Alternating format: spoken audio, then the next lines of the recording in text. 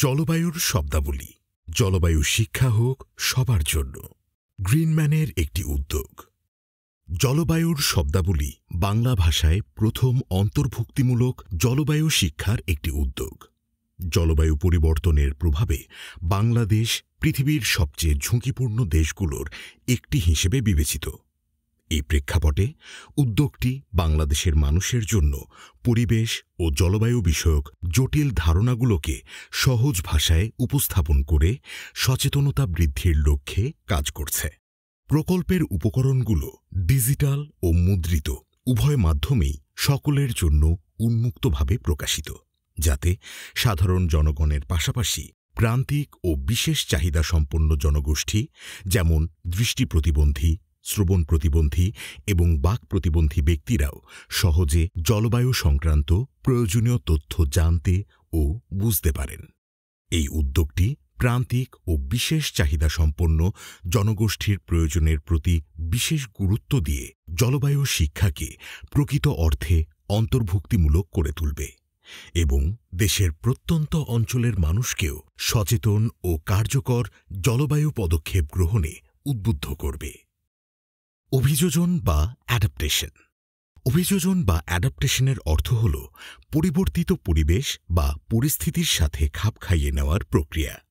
জলবায়ু অভিযোজন বলতে বোঝায় প্রাকৃতিক বা মানবসৃষ্ট ব্যবস্থা যা জলবায়ু পরিবর্তনের প্রভাব মোকাবেলা করতে নিজেদের অভিযোজিত করে, যাতে জীবনযাত্রা অব্যাহত থাকে ও ক্ষতি কমানো যায়। এটি প্রাকৃতিক দুর্যোগ এবং জলবায়ু পরিবর্তনের প্রতিক্রিয়া হিসেবেও গৃহীত হয়।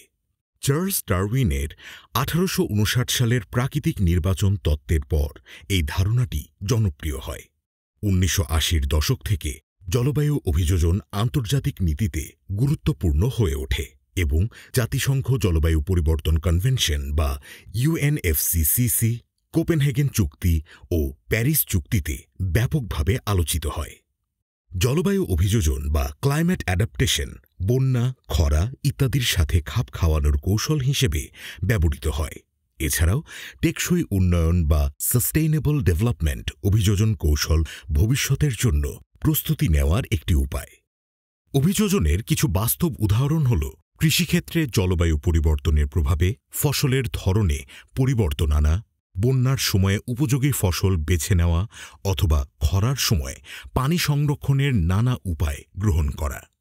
অপরদিকে শহরাঞ্চলে অভিযোজনের প্রয়োজন হলে অবকাঠামোর উন্নয়ন, দুর্যোগ মোকাবেলার ব্যবস্থাকে আরও কার্যকর করা এবং বন্যার সময়ে দ্রুত পানি নিষ্কাশনের আধুনিক পদ্ধতি চালু করা হয়।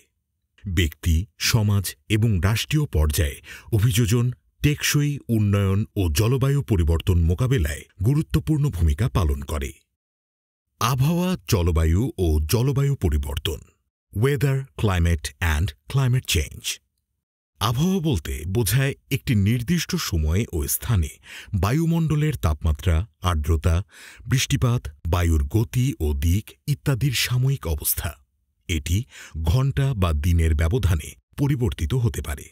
উদাহরণ: আজ ঢাকায় বৃষ্টি হচ্ছে এবং তাপমাত্রা 30 ডিগ্রি সেলসিয়াস। এটি একটি আবহাওয়ার বর্ণনা। জলবায়ু হল কোনো একটি নির্দিষ্ট অঞ্চলের দীর্ঘমেয়াদী, সাধারণত 30 বছর বা তার বেশি সময় ধরে গড় আবহাওয়ার অবস্থা।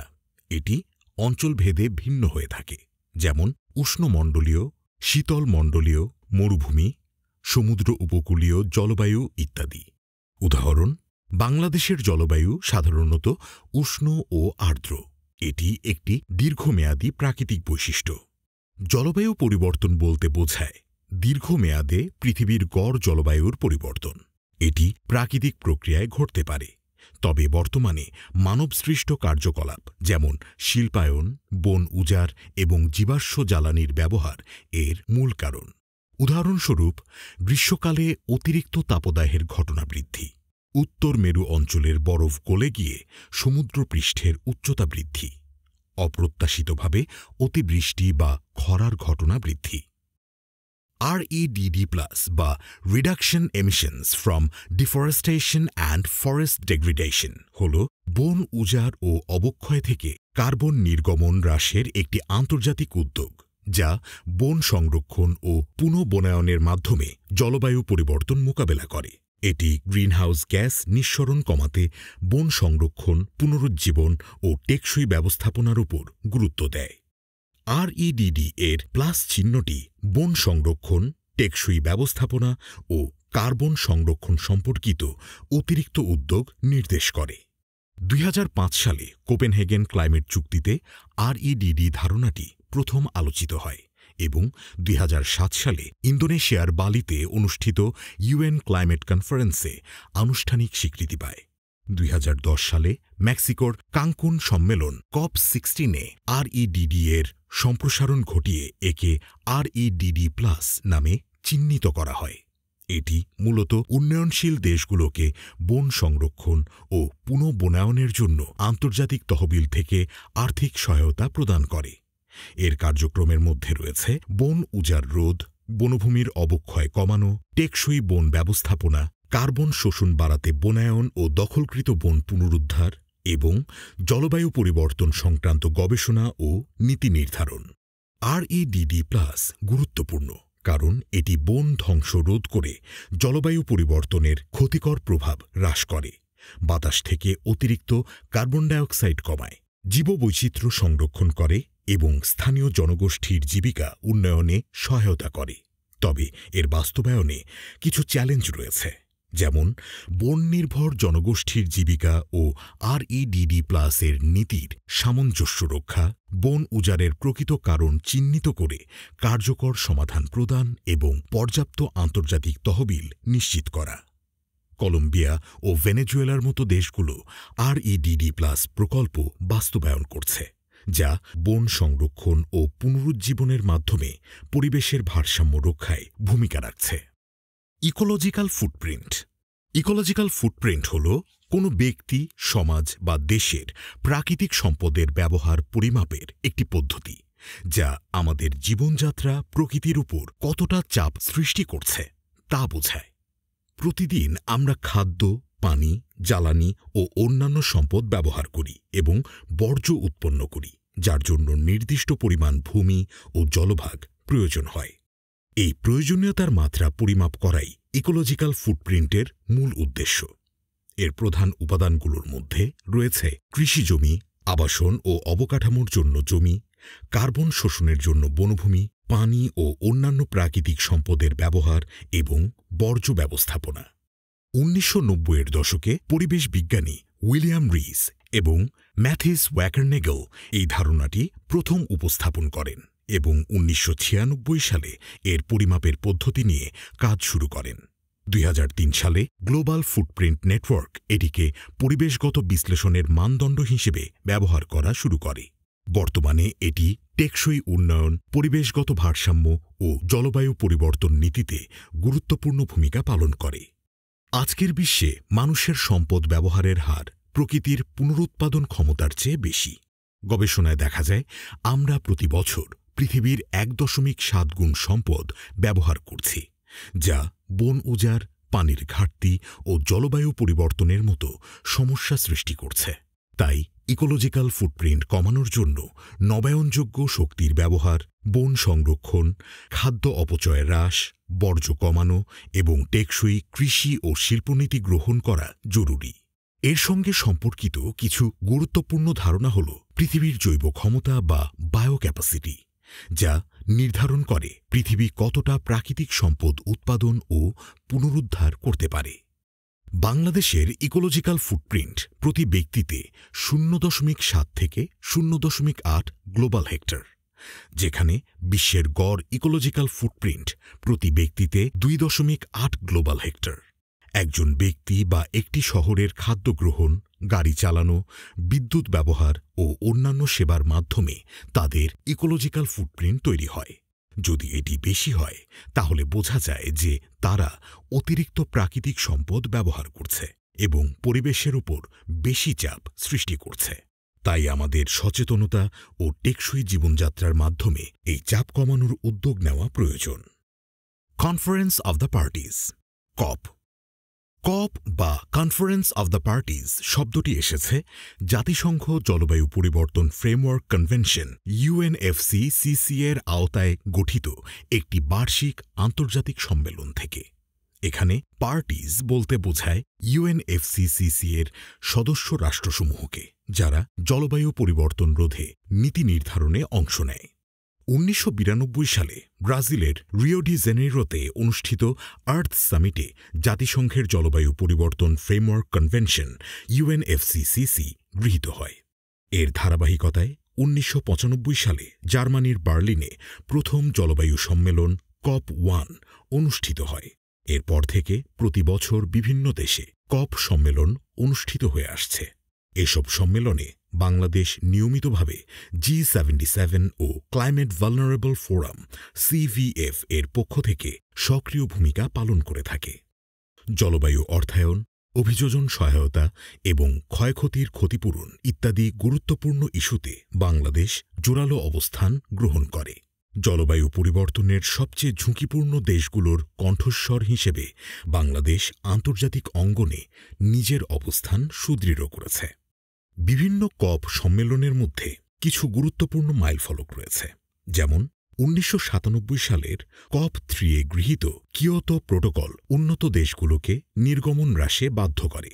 2009 সালে COP15 এ জলবায়ু অর্থায়ন ও স্বেচ্ছা প্রতিশ্রুতি নিয়ে আলোচনা হয়। 2015 সালের COP21 এ স্বাক্ষরিত প্যারিস অ্যাগ্রিমেন্টে বৈশ্বিক উষ্ণতা 1.5 ডিগ্রি সেলসিয়াসের মধ্যে সীমিত রাখার লক্ষ্য নির্ধারিত হয় এবং চালু হয় NDC বা ন্যাশনালি ডিটারমাইন্ড কন্ট্রিবিউশনস। 2021 সালের COP26 এ কোল ফেজ ডাউন বা কয়লা ব্যবহার কমানোর সিদ্ধান্ত এবং জলবায়ু অর্থায়নের ক্ষেত্রে কিছু অগ্রগতি দেখা যায়। সর্বশেষ 2023 সালের COP28 এ ফসিল ফুয়েল ধাপে ধাপে বন্ধ করার অঙ্গীকার এবং লস অ্যান্ড ড্যামেজ ফান্ড চালু করা হয়, যা জলবায়ুজনিত ক্ষতির জন্য ক্ষতিপূরণ প্রদানকে প্রাতিষ্ঠানিক রূপ দেয়। কপের সিদ্ধান্ত আমাদের পৃথিবীর ভবিষ্যৎ নির্ধারণে গুরুত্বপূর্ণ ভূমিকা পালন করে। এটি জলবায়ু ন্যায়বিচার, নিরাপত্তা ও স্থিতিশীলতার জন্য অপরিহার্য। Carbon footprint. কার্বন ফুটপ্রিন্ট বলতে বোঝায় কোনো ব্যক্তি, সংগঠন, পণ্য বা কর্মকাণ্ডের ফলে নির্গত হওয়া গ্রিনহাউস গ্যাস বা GHG পরিমাণ নির্ণয় করা, যা সাধারণত কার্বন ডাইঅক্সাইড বা CO2 সমতুল্য হিসেবে প্রকাশ করা হয়। মূলত এটি একটি পরিমাপক যা নির্দেশ করে কোনো কার্যক্রম কতটুকু গ্রিনহাউস গ্যাস নির্গত করছে এবং পরিবেশের ওপর কী কী প্রভাব ফেলছে।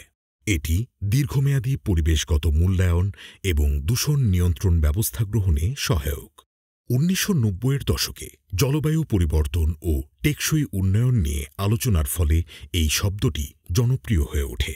1999 সালে উইলিয়াম রিগেস ও ডেভিড পেনম্যান প্রথমবারের মতো কার্বন ফুটপ্রিন্টের ধারণা উপস্থাপন করেন, যা বৈশ্বিক উষ্ণায়ন ও পরিবেশগত দায়িত্ব সংক্রান্ত আলোচনায় ব্যাপকভাবে ব্যবহৃত হতে থাকে।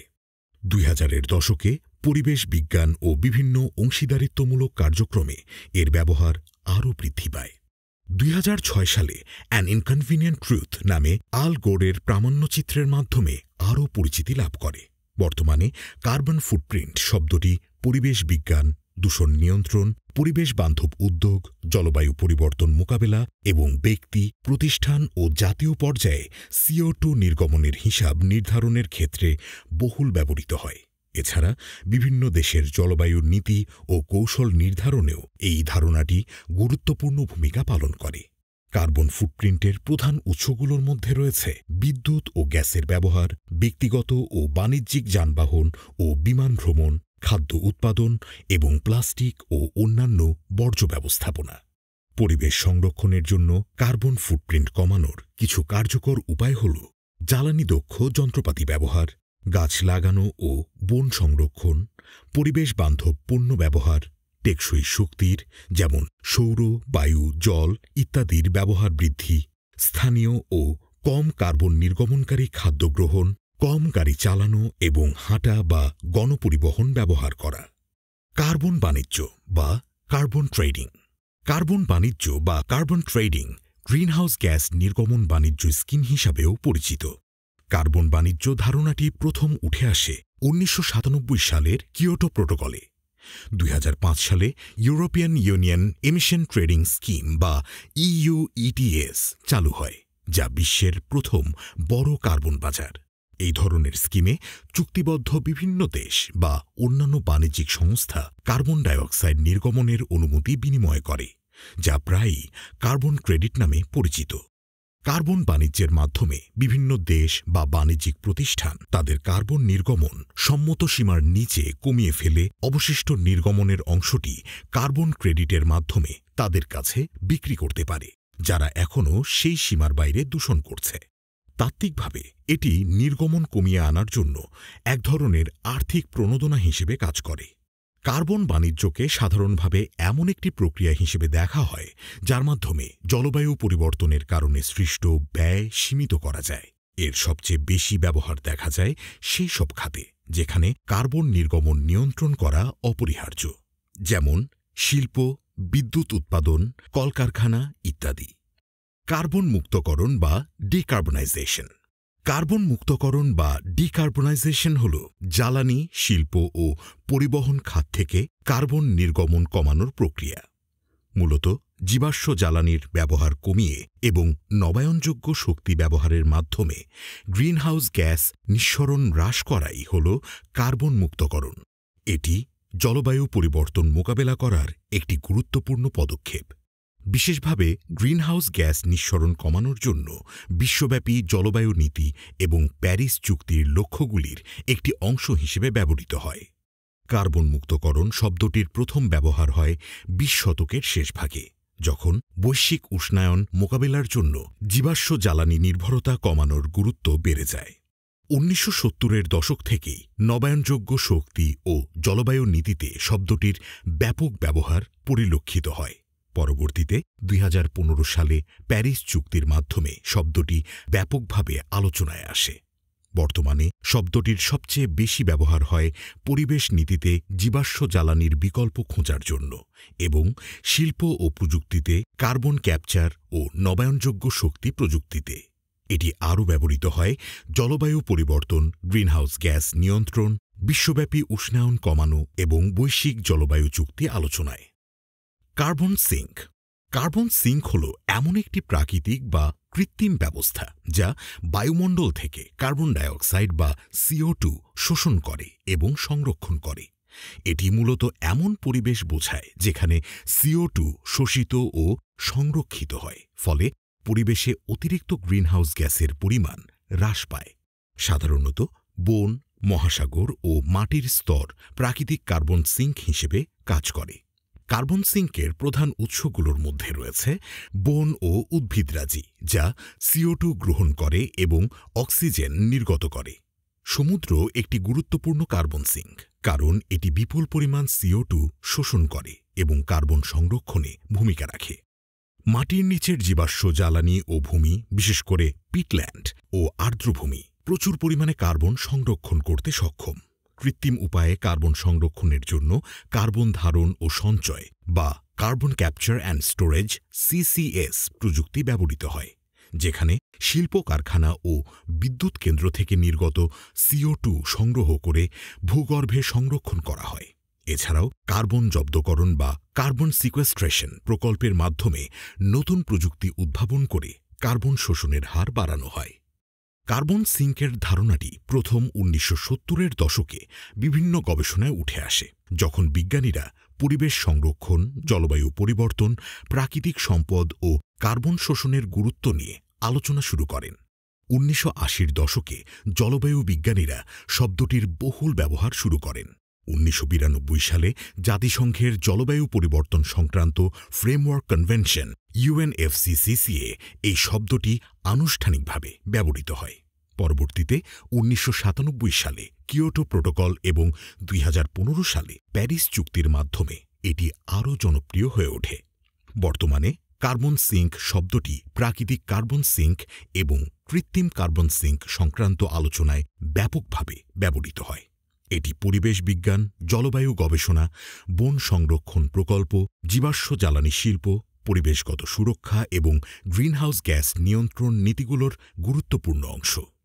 কার্বন সিঙ্ক সংরক্ষণ করা বৈশ্বিক উষ্ণতা নিয়ন্ত্রণ, জলবায়ু পরিবর্তনের প্রভাব কমানো এবং জীববৈচিত্র্য রক্ষা করার জন্য অত্যন্ত গুরুত্বপূর্ণ। কার্বন সিঙ্কের কার্যকারিতা বজায় রাখতে হলে বন সংরক্ষণ ও পুনঃবনায়ন করা, সমুদ্রের রক্ষা করা এবং নবায়নযোগ্য শক্তির ব্যবহার বৃদ্ধি করা প্রয়োজন। Climate overshoot.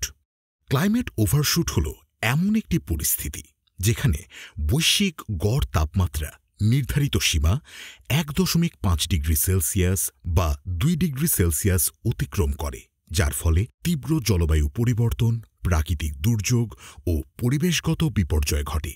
এই অবস্থা সাধারণত গ্রিনহাউস গ্যাসের অতিরিক্ত নির্গমনের কারণে সৃষ্টি হয়, যা জীবাশ্ম জ্বালানির ব্যবহার, বন উজাড়, কৃষি ও শিল্প কারখানার অতিরিক্ত নির্গমনের ফলে ত্বরান্বিত হয়।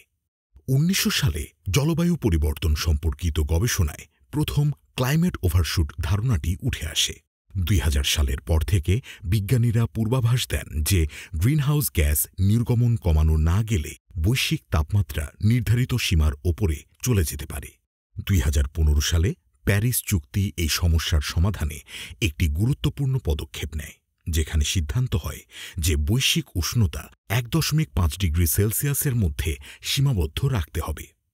২০১৮ সালের জলবায়ু পরিবর্তন সংক্রান্ত আন্তঃসরকারি প্যানেল বা ইন্টারগভর্নমেন্টাল panel of climate change IPCC রিপোর্টে ক্লাইমেট ওভারশুট বিষয়টি গুরুত্ব সহকারে আলোচিত হয়।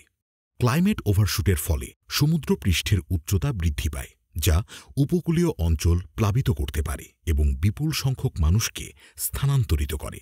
এছাড়া তাপপ্রবাহ, বন্যা, খরা ও ঘূর্ণিঝড়ের মতো চরম আবহাওয়া পরিস্থিতির সংখ্যা ও তীব্রতা বৃদ্ধি পায়। খাদ্য ও পানির সংকট তীব্র হয়ে ওঠে, যা দরিদ্র জনগোষ্ঠীর জন্য বিপজ্জনক। জীববৈচিত্র্য মারাত্মক হুমকির সম্মুখীন হয়, কারণ পরিবর্তিত জলবায়ুতে অনেক প্রজাতি টিকে থাকতে পারে না। দীর্ঘমেয়াদে এই ওভারশুট বৈশ্বিক জলবায়ু পরিবর্তনের সংকটকে আরও গভীর করে তুলতে পারে, যার প্রভাব ভবিষ্যৎ প্রজন্মের জন্য ভয়াবহ হতে পারে। ক্ষয়ক্ষতি তহবিল, লস অ্যান্ড ড্যামেজ ফান্ড।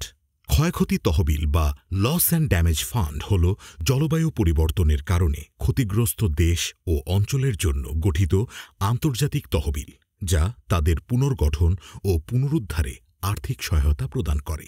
এটি বিশেষত দরিদ্র ও উন্নয়নশীল দেশগুলোর জন্য গঠিত হয়েছে, যাদের জলবায়ু পরিবর্তনের ক্ষতি মোকাবেলার জন্য পর্যাপ্ত সম্পদ ও প্রযুক্তি নেই। এই ধারণাটি প্রথম ১৯৯১ সালে জলবায়ু পরিবর্তনে ক্ষতিগ্রস্ত দেশগুলোর জন্য ক্ষতিপূরণ তহবিল প্রস্তাবনার মাধ্যমে আলোচনায় আসে। ২০১৩ সালে COP19-এ Warsaw international mechanism for loss and damage প্রতিষ্ঠিত হয়, যা পরে ২০১৫ সালের প্যারিস চুক্তিতে অন্তর্ভুক্ত করা হয়। ২০২২ সালে COP27-এ আনুষ্ঠানিকভাবে তহবিল গঠনের সিদ্ধান্ত নেওয়া হয় এবং ২০২৩ সালের COP28-এ এর কাঠামো ও অর্থায়ন চূড়ান্ত করা হয়। ক্ষয়ক্ষতি তহবিল আন্তর্জাতিক জলবায়ু নীতিতে গুরুত্বপূর্ণ ভূমিকা রাখে, বিশেষ করে জলবায়ু পরিবর্তনে ক্ষতিগ্রস্ত দেশগুলোর ক্ষতিপূরণ ও আর্থিক সহায়তা নিশ্চিত করতে। এর সঙ্গে সম্পর্কিত কিছু গুরুত্বপূর্ণ বিষয় হল প্যারিস চুক্তি, যা ২০১৫ সালে গৃহীত জলবায়ু পরিবর্তন মোকাবিলার এক আন্তর্জাতিক চুক্তি। COP বা জাতিসংঘের জলবায়ু সম্মেলন, যেখানে লস অ্যান্ড ড্যামেজ ফান্ড নিয়ে আলোচনা হয়। জলবায়ু ন্যায় বিচার, যা ক্ষতিগ্রস্ত দেশগুলোর জন্য ন্যায্য ক্ষতিপূরণ নিশ্চিত করে, এবং নেট জিরো, যা গ্রিনহাউস গ্যাস নিঃসরণ কমিয়ে জলবায়ু পরিবর্তনের ক্ষতি হ্রাসের কৌশল হিসেবে ব্যবহৃত হয়। উদাহরণস্বরূপ ভারত, বাংলাদেশ ও প্রশান্ত মহাসাগরীয় দ্বীপপুঞ্জের দেশগুলো, যেগুলো জলবায়ু পরিবর্তনের কারণে বন্যা বা ঘূর্ণিঝড়ের মতো দুর্যোগের মুখোমুখি হয়, এই তহবিল থেকে সহায়তা পেতে পারে। Green washing. গ্রিন ওয়াশিং একটি প্রতারণামূলক পরিবেশ বান্ধব প্রচারণা। গ্রিন ওয়াশিং বলতে বোঝায় যখন কোনো প্রতিষ্ঠান মিথ্যা বা অতিরঞ্জিতভাবে নিজেদের পরিবেশ বান্ধব বলে দাবি করে, কিন্তু বাস্তবে তাদের কার্যক্রম পরিবেশের জন্য ক্ষতিকর হয়। এটি মূলত ভোক্তাদের বিভ্রান্ত করার একটি কৌশল, যেখানে পরিবেশ বান্ধব ইমেজ তৈরি করা হলেও প্রকৃতপক্ষে পরিবেশ রক্ষায় কার্যকর পদক্ষেপ নেওয়া হয় না। গ্রিনওয়াশিং শব্দটি ১৯৮০-র দশকে প্রচলিত হয় এবং ১৯৮৬ সালে পরিবেশবিদ জে ওয়েস্টারভেল্ড প্রথম এটি ব্যবহার করেন। ১৯৯০-এর দশকে কর্পোরেট প্রতিষ্ঠানগুলোর মিথ্যা পরিবেশ বান্ধব দাবির কারণে এটি জনপ্রিয়তা পায়।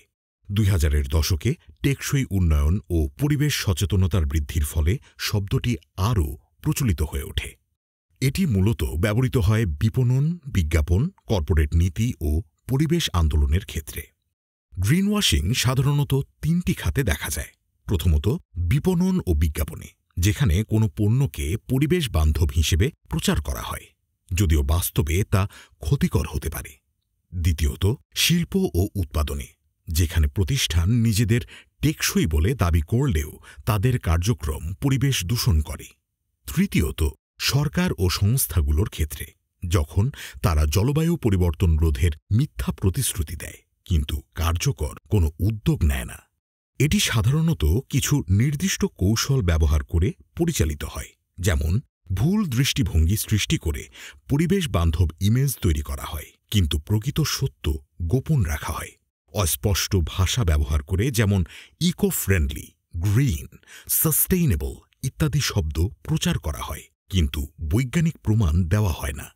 অনেক প্রতিষ্ঠান নিজেদের ব্র্যান্ডিং পরিবর্তন করে সবুজ উদ্যোগ দেখিয়ে পরিবেশের প্রতি দায়িত্বশীলতার ভান করে। আবার কিছু কোম্পানি যাচাইযোগ্য প্রমাণ ছাড়াই পরিবেশ বান্ধব লোগো বা সনদ ব্যবহার করে গ্রাহকদের বিভ্রান্ত করে।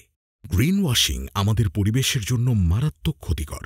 এটি সাধারণ মানুষকে বিভ্রান্ত করে, প্রকৃত পরিবেশ বান্ধব উদ্যোগগুলোর গুরুত্ব কমিয়ে দেয় এবং জলবায়ু পরিবর্তন মোকাবেলার গতিকে ধীর করে দেয়। তাই গ্রিনওয়াশিং চিনতে পারা এবং প্রতিরোধ করা খুবই জরুরি।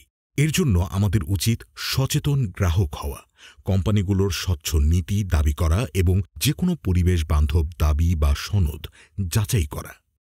কিছু বাস্তব উদাহরণ গ্রিনওয়াশিংকে আরও পরিষ্কারভাবে বোঝাতে পারে। যেমন, একটি প্লাস্টিক কোম্পানি যদি বলে ১০০% রিসাইকেলযোগ্য বোতল, কিন্তু তারা নতুন প্লাস্টিক উৎপাদন বাড়িয়ে দেয় এবং খুব কম রিসাইক্লিং করে, তাহলে এটি গ্রিনওয়াশিংয়ের উদাহরণ। একইভাবে যদি কোনো তেল কোম্পানি বলে আমরা পরিবেশ বান্ধব শক্তিতে বিনিয়োগ করছি, অথচ তারা জীবাশ্ম জ্বালানিতে ১০০ গুণ বেশি বিনিয়োগ করছে, তাহলে সেটিও গ্রিনওয়াশিং। আবার কোনো ফ্যাশন ব্র্যান্ড যদি প্রচার করে আমাদের কাপড় পরিবেশ বান্ধব, কিন্তু তাদের উৎপাদন প্রক্রিয়ায় প্রচুর পানি ও রাসায়নিক ব্যবহার হয়, তাহলে সেটিও গ্রিনওয়াশিংয়ের মধ্যে পড়ে। সুতরাং গ্রিনওয়াশিং একটি গুরুতর সমস্যা যা জলবায়ু সংকট মোকাবেলার পথে বড় বাধা হয়ে দাঁড়িয়েছে। এটি প্রতিরোধের জন্য আমাদের আরও সচেতন হওয়া এবং প্রকৃত পরিবেশ বান্ধব উদ্যোগগুলোর প্রতি সমর্থন বাড়ানো প্রয়োজন। গ্রিনহাউস প্রভাব, গ্রিনহাউস এফেক্ট। গ্রিনহাউস শব্দটি এসেছে কাঁচের তৈরি ঘর থেকে, যেখানে গাছের জন্য তাপমাত্রা ধরে রাখা হয়, আর এফেক্ট বলতে এর প্রভাব বোঝানো হয়। গ্রিনহাউস প্রভাব হল পৃথিবীর বায়ুমণ্ডলে গ্রিনহাউস গ্যাস জমে সূর্যের তাপ আটকে রাখা, যার ফলে বৈশ্বিক তাপমাত্রা বৃদ্ধি পায়। এটি পৃথিবীর জীববৈচিত্র্য রক্ষার জন্য গুরুত্বপূর্ণ। তবে অতিরিক্ত গ্রিনহাউস গ্যাসের উপস্থিতি পৃথিবীর তাপমাত্রা অস্বাভাবিকভাবে বাড়িয়ে তুলতে পারে, যা জলবায়ু পরিবর্তনের অন্যতম কারণ। গ্রিনহাউস প্রভাবের কারণে পৃথিবীতে একটি সহনীয় তাপমাত্রা বজায় থাকে, যা প্রাণের অস্তিত্ব টিকিয়ে রাখে। তবে মানবসৃষ্ট গ্রিনহাউস গ্যাস যেমন কার্বন ডাইঅক্সাইড বা CO2, মিথেন CH4 এবং নাইট্রোজেন অক্সাইড NOx অতিরিক্ত নিঃসরণের ফলে পৃথিবীর গড় তাপমাত্রা ক্রমশ বৃদ্ধি পাচ্ছে এবং জলবায়ু পরিবর্তন ত্বরান্বিত হচ্ছে। এর ফলে চরম আবহাওয়া, সমুদ্রপৃষ্ঠের উচ্চতা বৃদ্ধি, কৃষিক্ষেত্রে নেতিবাচক প্রভাব এবং বিশ্বব্যাপী নানা পরিবেশগত সংকট দেখা দিচ্ছে। গ্রিনহাউস প্রভাব নিয়ে গবেষণা দীর্ঘদিন ধরে চলছে। 1824 সালে বিজ্ঞানী জোসেফ ফুরিয়ার প্রথম এই ধারণাটি দেন, যদিও 1830 সালে এটি আরও বিশদভাবে অধ্যয়ন শুরু হয়। 20 শতকের পর এ বিষয়ে ব্যাপক গবেষণা হতে থাকে। 1859 সালে জন টিন্ডলার পরীক্ষার মাধ্যমে দেখান যে নির্দিষ্ট কিছু গ্যাস যেমন CO2 ও H2O বা বাষ্প তাপ আটকে রাখতে পারে। 1896 সালে সুইডিশ বিজ্ঞানী স্যাভান্তে অ্যারেনিয়াস গাণিতিকভাবে দেখান যে বায়ুমণ্ডলে CO2 এর পরিমাণ বৃদ্ধি পেলে পৃথিবীর তাপমাত্রাও বৃদ্ধি পাবে। 1950 সালের পর থেকে জলবায়ু পরিবর্তন নিয়ে গবেষণা বাড়তে থাকলে গ্রিনহাউস এফেক্ট শব্দটি ব্যাপকভাবে ব্যবহৃত হতে শুরু করে। গ্রিনহাউস প্রভাব সাধারণত দুই ধরনের হয়। প্রথমত, প্রাকৃতিক গ্রিনহাউস প্রভাব বা ন্যাচারাল গ্রিনহাউস এফেক্ট, যা পৃথিবীর স্বাভাবিক তাপমাত্রা বজায় রাখে এবং জীবজগৎ টিকিয়ে রাখতে সাহায্য করে। দ্বিতীয়ত, অতিরিক্ত গ্রিনহাউস প্রভাব বা এনহ্যান্সড গ্রিনহাউস এফেক্ট, যা মূলত মানবসৃষ্ট দূষণের ফলে ঘটে। অতিরিক্ত কার্বন নিঃসরণের কারণে পৃথিবীর উষ্ণতা অস্বাভাবিক হারে বাড়ছে এবং জলবায়ু পরিবর্তন ত্বরান্বিত হচ্ছে। গ্রিনহাউস প্রভাবের কিছু ইতিবাচক ও নেতিবাচক দিক রয়েছে।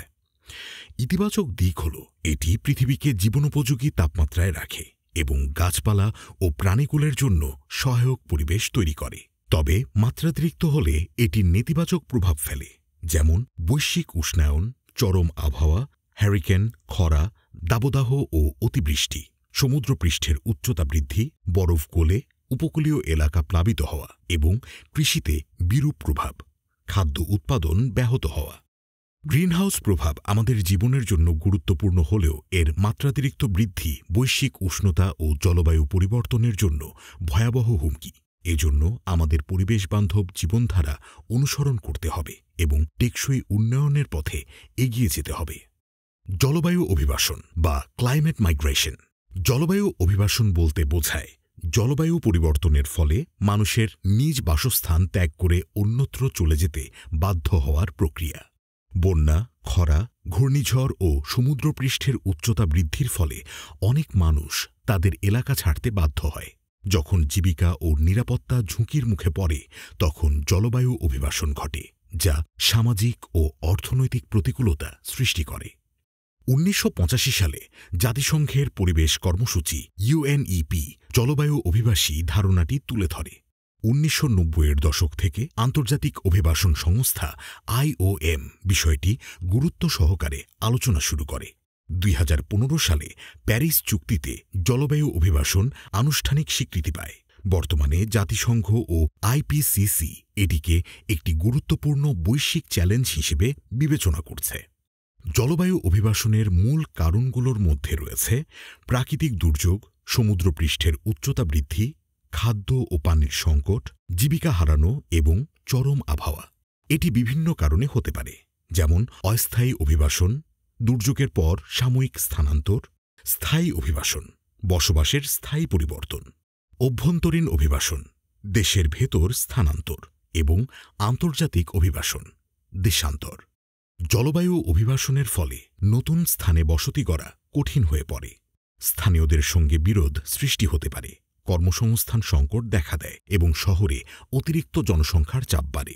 অনেক ক্ষেত্রে অভিবাসীরা পরিচয় সংকটে পড়ে, যা মানবাধিকার লঙ্ঘনের ঝুঁকি বাড়ায়। এটি মোকাবেলায় দুর্যোগ সহনীয় অবকাঠামো তৈরি, কর্মসংস্থানের প্রশিক্ষণ, জলবায়ু অভিবাসীদের আইনি স্বীকৃতি এবং আন্তর্জাতিক সহযোগিতা বৃদ্ধি করা জরুরি। বাংলাদেশে উপকূলীয় অঞ্চলের মানুষ জলবায়ুর প্রভাবে ঢাকার বস্তিতে চলে যাচ্ছে। আফ্রিকায় দীর্ঘ খরার কারণে কৃষিজীবী পরিবার শহরে আশ্রয় নিচ্ছে এবং টুভালুর মতো দ্বীপরাষ্ট্র সমুদ্রপৃষ্ঠের উচ্চতা বৃদ্ধির ফলে স্থানান্তরের পরিকল্পনা করছে।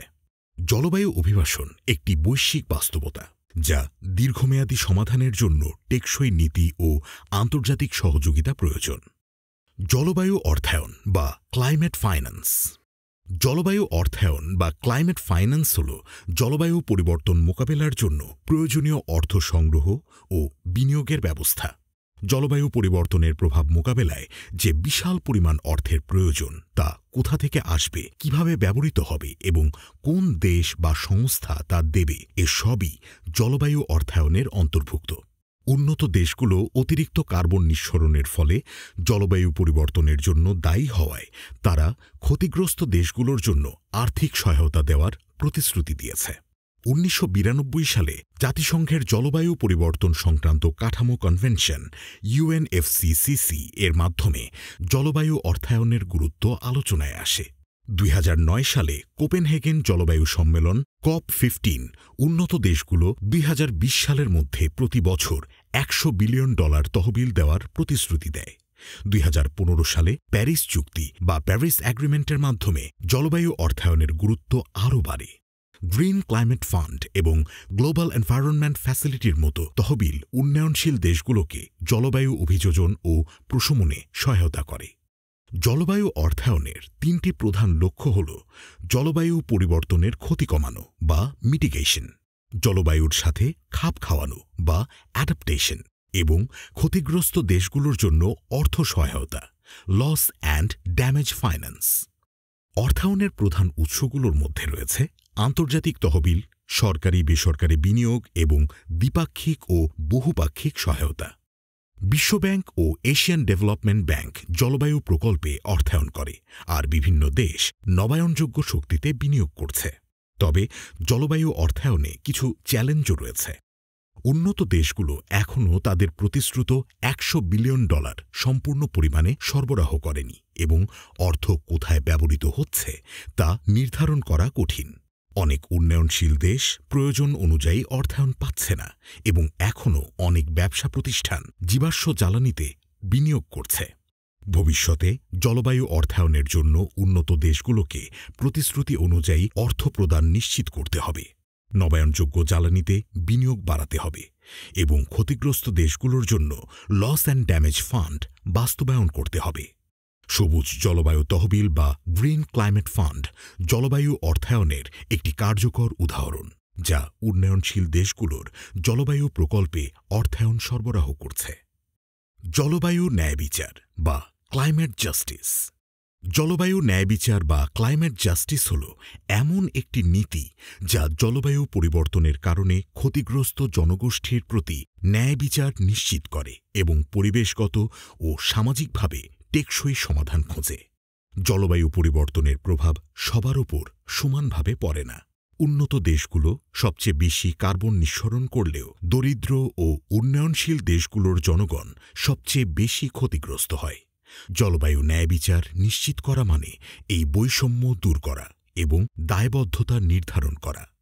1990-এর দশকে জলবায়ু ন্যায়বিচারের ধারণা আন্তর্জাতিক পরিবেশ আন্দোলন ও জলবায়ু পরিবর্তন আলোচনার মাধ্যমে উঠে আসে। 1992 সালের রিও সম্মেলন, 1997 সালের কিয়োটো প্রোটোকল, 1999 সালের পরিবেশবাদীদের আন্দোলন এবং 2015 সালের প্যারিস চুক্তির আলোচনায় এটি গুরুত্ব পায়। জলবায়ু নীতিমালা, আন্তর্জাতিক চুক্তি, মানবাধিকার ও পরিবেশ নীতির সাথে এটি গভীরভাবে যুক্ত। জলবায়ু পরিবর্তন যুদ্ধ, বাস্তুচ্যুতি ও নিরাপত্তা সংকট তৈরি করছে, যা আন্তর্জাতিক শান্তি ও প্রতিরক্ষা নীতিতেও গুরুত্ব পাচ্ছে। জলবায়ু ন্যায়বিচারের মূলনীতি হল দায়িত্বশীলতা বা অ্যাকাউন্টেবিলিটি, যেখানে উন্নত দেশ ও বড় কোম্পানিগুলোর ক্ষতিপূরণ দেওয়ার বাধ্যবাধকতা রয়েছে। পরিবেশগত ন্যায়বিচার বা এনভায়রনমেন্টাল জাস্টিস, যা সকল শ্রেণীর মানুষের অংশগ্রহণ নিশ্চিত করে। মানবাধিকার বা হিউম্যান রাইটস, যেখানে জলবায়ু পরিবর্তনে ক্ষতিগ্রস্তদের অধিকার রক্ষা করা হয়। অর্থনৈতিক ন্যায়বিচার বা ইকোনমিক জাস্টিস, যা দরিদ্র দেশগুলোকে অর্থ ও প্রযুক্তিগত সহায়তা নিশ্চিত করে। এবং প্রজন্মগত ন্যায়বিচার বা ইন্টারজেনারেশনাল জাস্টিস, যা ভবিষ্যৎ প্রজন্মের জন্য বাসযোগ্য পরিবেশ গড়ে তোলার প্রতিশ্রুতি দেয়। জলবায়ু ন্যায়বিচার প্রয়োজনীয় কারণ দরিদ্র দেশগুলো সবচেয়ে বেশি ক্ষতিগ্রস্ত হচ্ছে। জলবায়ু অভিবাসীর সংখ্যা বাড়ছে এবং শিল্পোন্নত দেশগুলো বেশি কার্বন নিঃসরণ করলেও ক্ষতিপূরণ দিতে অনীহা দেখাচ্ছে। এর সমাধান হিসেবে নির্গমন হ্রাস, জলবায়ু অর্থায়ন, শরণার্থীদের সুরক্ষা ও স্থানীয় জনগোষ্ঠীর অংশগ্রহণ নিশ্চিত করা জরুরি। জলবায়ু ন্যায়বিচার নিশ্চিত করা মানে কেবল পরিবেশ রক্ষা নয়, বরং একটি ন্যায়সঙ্গত ও সমতাভিত্তিক বিশ্ব গড়ে তোলা। জলবায়ু নিরাপত্তা বা ক্লাইমেট সিকিউরিটি। জলবায়ু নিরাপত্তা বলতে জলবায়ু পরিবর্তনের কারণে সৃষ্ট ঝুঁকি ও সংকট মোকাবিলার জন্য গৃহীত নীতি ও কৌশলকে বোঝায়। জলবায়ু পরিবর্তনের ফলে দুর্যোগ, খাদ্য সংকট ও পানির অভাব দেখা দিলে তা সংঘাত, দারিদ্র্য ও বাস্তুচ্যুতির কারণ হয়ে ওঠে। তাই জলবায়ুর নিরাপত্তা নিশ্চিত করা মানে এই ঝুঁকিগুলোর বিরুদ্ধে পরিকল্পনা গ্রহণ ও প্রতিরোধমূলক পদক্ষেপ নেওয়া। জলবায়ু নিরাপত্তার ধারণাটি প্রথম দিকে সামরিক ও জাতিসংঘের নিরাপত্তা সংলাপ থেকে এসেছে। 1980-এর দশকে বিজ্ঞানীরা জলবায়ু পরিবর্তনের সঙ্গে মানব নিরাপত্তার সম্পর্ক নিয়ে আলোচনা শুরু করেন। 2003 সালে জাতিসংঘের এক প্রতিবেদনে জলবায়ু নিরাপত্তাকে বৈশ্বিক নিরাপত্তার অংশ হিসেবে চিহ্নিত করা হয় এবং 2007 সালে জাতিসংঘ নিরাপত্তা পরিষদ এটিকে একটি গুরুত্বপূর্ণ নিরাপত্তা হুমকি হিসেবে স্বীকার করে। বর্তমানে জলবায়ু পরিবর্তন যুদ্ধ, অভ্যন্তরীণ দ্বন্দ্ব ও উদ্বাস্তু সংকটের কারণ হয়ে উঠছে, যার ফলে বিভিন্ন দেশ সামরিক ও প্রতিরক্ষা কৌশলে একে গুরুত্ব দিচ্ছে। জলবায়ু নিরাপত্তার প্রধান উপাদানগুলোর মধ্যে রয়েছে খাদ্য নিরাপত্তা, যেখানে খরা ও বন্যার কারণে কৃষি উৎপাদন হ্রাস পেয়ে খাদ্য সংকট তৈরি হয়; পানি নিরাপত্তা, যেখানে জলবায়ু পরিবর্তনের ফলে পানির স্তর নিচে নেমে যাচ্ছে এবং দেশগুলোর মধ্যে জল বণ্টন নিয়ে বিরোধ সৃষ্টি হচ্ছে; আর্থসামাজিক স্থিতিশীলতা, যেখানে জলবায়ু পরিবর্তনের ফলে বেকারত্ব ও দারিদ্র্য বৃদ্ধি পাচ্ছে; বাস্তুসংস্থান ও জীববৈচিত্র্য সংরক্ষণ, যেখানে পরিবেশগত পরিবর্তন খাদ্য শৃঙ্খল ব্যাহত করছে; এবং জলবায়ু উদ্বাস্তু সমস্যা, যেখানে সমুদ্রপৃষ্ঠের উচ্চতা বৃদ্ধির ফলে উপকূলীয় এলাকার মানুষ বাস্তুচ্যুত হচ্ছে। জলবায়ু পরিবর্তন সংক্রান্ত আন্তঃসরকারি প্যানেল বা ইন্টারগভর্নমেন্টাল panel on climate change (IPCC). IPCC এর অর্থ হল ইন্টারগভর্নমেন্টাল প্যানেল অন ক্লাইমেট চেঞ্জ, যা জাতিসংঘ ও বিশ্ব আবহাওয়া সংস্থা ওয়ার্ল্ড মেটিওরোলজিক্যাল অর্গানাইজেশন WMO যৌথভাবে গঠন করে। এর কাজ হল জলবায়ু পরিবর্তন সম্পর্কিত বৈজ্ঞানিক তথ্য সংগ্রহ ও বিশ্লেষণ করা। এটি জলবায়ু পরিবর্তন সংক্রান্ত বৈজ্ঞানিক গবেষণা বিশ্লেষণ করে এবং বিশ্ব নেতাদের জন্য গাইডলাইন তৈরি করে। তারা নিজেরা গবেষণা করে না, বরং হাজার হাজার বিজ্ঞানীর গবেষণার ভিত্তিতে বিশ্লেষণী প্রতিবেদন তৈরি করে। এখন পর্যন্ত 6টি বিশ্লেষণী প্রতিবেদন বা অ্যাসেসমেন্ট রিপোর্ট AR6 প্রকাশিত হয়েছে। IPCC গঠিত হয় 1988 সালে জাতিসংঘের উদ্যোগে।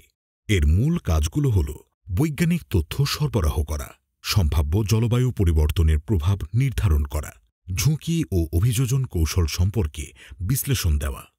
IPCC এর রিপোর্টের উপর ভিত্তি করেই জলবায়ু সংক্রান্ত নীতি নির্ধারণ, আন্তর্জাতিক চুক্তি যেমন প্যারিস চুক্তি ইত্যাদি তৈরি করা হয়। 2007 সালে IPCC শান্তিতে নোবেল পুরস্কার লাভ করে। জলবায়ু স্মার্ট কৃষি ক্লাইমেট স্মার্ট এগ্রিকালচার CSA। জলবায়ু স্মার্ট কৃষি বা ক্লাইমেট স্মার্ট এগ্রিকালচার CSA শব্দটি এসেছে কৃষির টেকসই উন্নয়ন এবং জলবায়ু পরিবর্তন মোকাবেলার ধারণা থেকে। CSA 3টি লক্ষ্যকে একসাথে অর্জন করতে চায়: খাদ্য উৎপাদন বৃদ্ধি, জলবায়ু পরিবর্তনের সাথে অভিযোজন সক্ষমতা বৃদ্ধি, গ্রিনহাউস গ্যাস নির্গমন কমানো। 2010 সালের দিকে খাদ্য ও কৃষি সংস্থা বা food and agriculture organisation FAO প্রথম CSA ধারণা আনুষ্ঠানিকভাবে প্রস্তাব করে।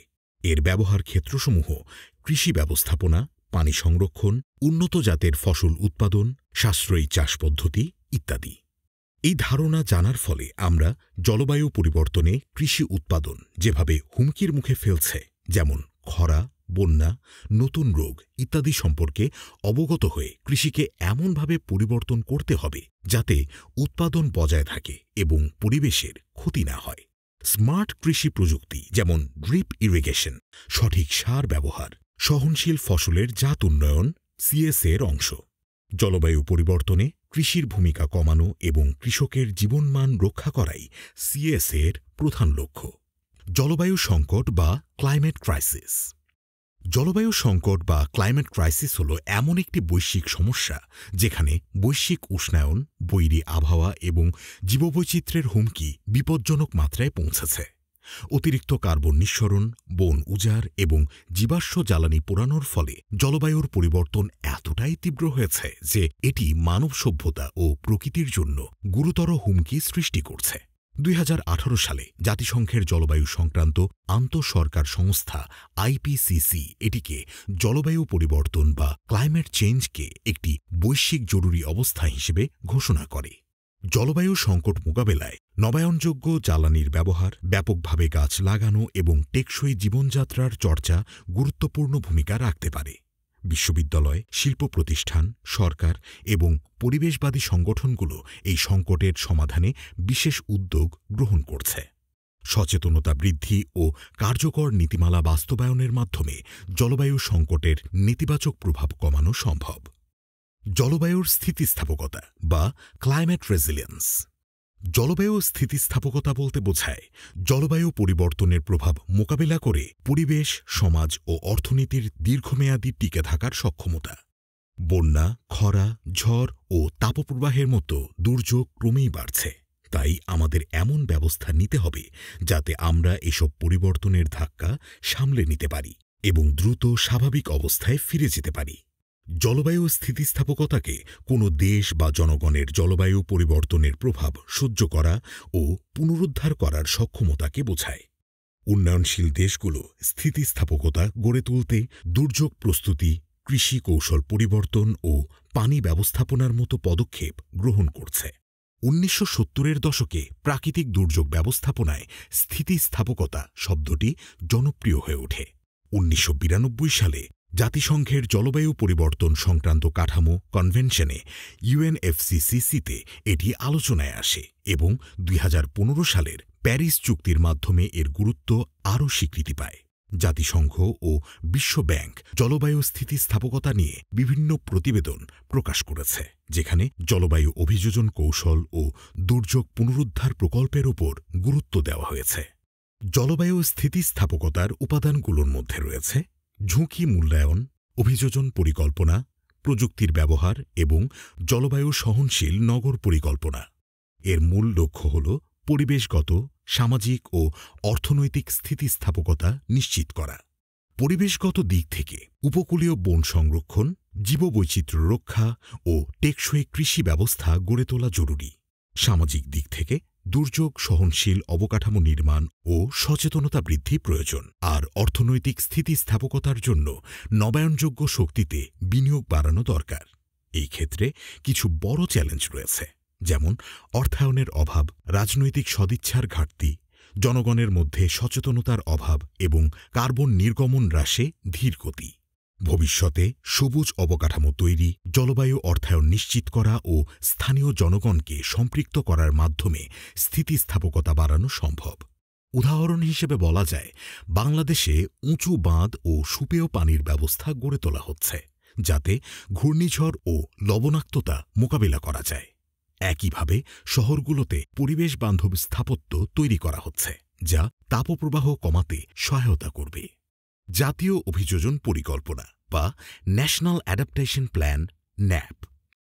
জাতীয় অভিযোজন পরিকল্পনা বা ন্যাশনাল অ্যাডাপ্টেশন প্ল্যান ন্যাপ হল জাতিসংঘের জলবায়ু সংক্রান্ত ফ্রেমওয়ার্ক কনভেনশন ইউএনএফসিসিসি এর অধীনে তৈরি একটি কৌশলগত কাঠামো, যা বিভিন্ন দেশকে মধ্যম ও দীর্ঘমেয়াদী জলবায়ু অভিযোজন ব্যবস্থা শনাক্তকরণ, মূল্যায়ন ও বাস্তবায়নে সহায়তা করে। ন্যাপের আওতায় বিভিন্ন দেশকে জলবায়ু পরিবর্তনের বিরুদ্ধে স্থিতিস্থাপকতা জোরদার করতে সক্ষম করার জন্য জাতীয় উন্নয়ন পরিকল্পনা, নীতি ও বাজেট কাঠামো একত্রীকরণের ওপর গুরুত্ব দেওয়া হয়। 2010 সালে ক্যানকুন অভিযোজন কাঠামো বা ক্যানকুন অ্যাডাপ্টেশন ফ্রেমওয়ার্কের অধীনে জাতিসংঘের জলবায়ু পরিবর্তন সম্মেলনের 16তম অধিবেশন COP16-এ ন্যাপ শব্দটি চালু হয়। এর আগে দেশগুলো 2001 সালে প্রবর্তিত জাতীয় অভিযোজন কর্মসূচি নাপা এর অধীনে স্বল্পমেয়াদী অভিযোজন কর্মসূচি বাস্তবায়ন করত। নাপা থেকে ন্যাপে স্থানান্তরের উদ্দেশ্য ছিল অস্থায়ী প্রকল্পের পরিবর্তে দীর্ঘমেয়াদী, নিয়মতান্ত্রিক ও টেকসই অভিযোজন পরিকল্পনা নিশ্চিত করা। বাংলাদেশের ন্যাপ 2023 থেকে 2050-এর মূল লক্ষ্য হল জলবায়ু সহনশীল জাতি গঠন করা, যা টেকসই উন্নয়ন লক্ষ্যমাত্রা SDGs, ডেল্টা পরিকল্পনা 2100 এবং জাতীয় নীতিমালার সাথে সামঞ্জস্যপূর্ণ। এটি ঝুঁকিপূর্ণ সম্প্রদায় ও সমগ্র বাস্তুতন্ত্রকে রক্ষার লক্ষ্যে কাজ করে। প্যারিস চুক্তির মতো বৈশ্বিক প্রতিশ্রুতির সাথে সামঞ্জস্য রেখে বাংলাদেশের ন্যাপ ২০২৩ থেকে ২০৫০ জলবায়ু স্থিতিস্থাপকতার জন্য একটি কাঠামোগত রোডম্যাপ প্রদান করে, যা টেকসই প্রবৃদ্ধি নিশ্চিত করে। বাংলাদেশের ন্যাপের ৮টি গুরুত্বপূর্ণ ক্ষেত্র হল: ১. জল সম্পদ ব্যবস্থাপনা, ২. দুর্যোগ ঝুঁকি হ্রাস ও সামাজিক নিরাপত্তা, ৩. কৃষি, মৎস্য ও পশুপালন, ৪. নগর উন্নয়ন, ৫. বাস্তুতন্ত্র ও জীববৈচিত্র্য সংরক্ষণ, ৬. নীতি নির্ধারণ ও পরিচালনা, ৭. গবেষণা ও উদ্ভাবন, ৮. টেকসই অর্থনৈতিক প্রবৃদ্ধি। জৈব রাসায়নিক অক্সিজেন চাহিদা বা বায়োলজিক্যাল অক্সিজেন ডিমান্ড বিওডি। জৈব রাসায়নিক অক্সিজেন চাহিদা বা বিওডি হল পানির মান নির্ধারণের একটি গুরুত্বপূর্ণ সূচক, যা নির্দিষ্ট সময় ও তাপমাত্রায় পানির নমুনায় থাকা জৈব পদার্থ পচাতে অণুজীব দ্বারা ব্যবহৃত দ্রবীভূত অক্সিজেনের পরিমাণ পরিমাপ করে। এটি মূলত জৈব দূষণের মাত্রা বোঝায়। উচ্চ বিওডি মান মানে পানিতে বেশি জৈব দূষণ রয়েছে, যা জলজ জীবনের জন্য হুমকিস্বরূপ, কারণ এটি পানিতে অক্সিজেনের ঘাটতি সৃষ্টি করতে পারে। বিওডি শব্দটি ১৯১৪ সালে প্রথম বৈজ্ঞানিক গবেষণায় নথিভুক্ত হয়। বিওডি এর মাত্রা পর্যবেক্ষণ করা হয় জলজ বাস্তুতন্ত্রের স্বাস্থ্য নির্ণয়, বর্জ্য জল পরিশোধন ব্যবস্থা পর্যালোচনা এবং জৈব দূষণের উৎস শনাক্তকরণের জন্য। বিওডি পরিমাপের সবচেয়ে প্রচলিত পদ্ধতি হল ৫ দিনব্যাপী বিওডি পরীক্ষা, যেখানে পানির নমুনার ইনকিউবেশনের আগে ও পরে দ্রবীভূত অক্সিজেনের পরিমাণ পরিমাপ করা হয়। বিওডি বৃদ্ধির প্রধান কারণগুলোর মধ্যে রয়েছে গার্হস্থ্য পয়ঃনিষ্কাশন, শিল্প বর্জ্য পদার্থ, কৃষি থেকে রাসায়নিক প্রবাহ, নগর বৃষ্টির পানি প্রবাহ এবং ক্ষয়প্রাপ্ত জৈব পদার্থের মতো প্রাকৃতিক উৎস। বাংলাদেশে, বিশেষ করে ঢাকার চারপাশের নদীগুলোর বিওডি মাত্রা অত্যন্ত উচ্চ, যা মূলত শিল্প বর্জ্য ও অপরিশোধিত পয়ঃনিষ্কাশনের কারণে ঘটে। এটি পানির গুণমানের অবনতি ঘটায় ও জলজ জীবনের জন্য মারাত্মক হুমকি সৃষ্টি করে। জাতীয়ভাবে নির্ধারিত অবদান বা ন্যাশনালি ডিটারমাইন্ড কন্ট্রিবিউশন এনডিসি বা ন্যাশনালি ডিটারমাইন্ড কন্ট্রিবিউশন একটি আন্তর্জাতিক জলবায়ুর নীতিগত শব্দ, যা জাতিসংঘের প্যারিস চুক্তি বা প্যারিস অ্যাগ্রিমেন্ট ২০১৫ অনুযায়ী গৃহীত হয়। এনডিসি হল প্রতিটি দেশের সেই পরিকল্পনা বা প্রতিশ্রুতি যার মাধ্যমে তারা বৈশ্বিক উষ্ণতা রোধে গ্রিনহাউস গ্যাস নির্গমন কমানোর জন্য নিজেদের লক্ষ্য ও পদক্ষেপ ঘোষণা করে। এই অবদান প্রতিটি দেশ নিজস্ব আর্থসামাজিক বাস্তবতা, সক্ষমতা ও জলবায়ু ঝুঁকির পরিপ্রেক্ষিতে নির্ধারণ করে। ২০১৫ সালের ডিসেম্বর মাসে প্যারিস চুক্তি সই হওয়ার পর থেকে এনডিসি শব্দটি আনুষ্ঠানিকভাবে চালু হয়। ২০১৬ সালে চুক্তি কার্যকর হলে দেশগুলো প্রথমবার তাদের এনডিসি জমা দেয়।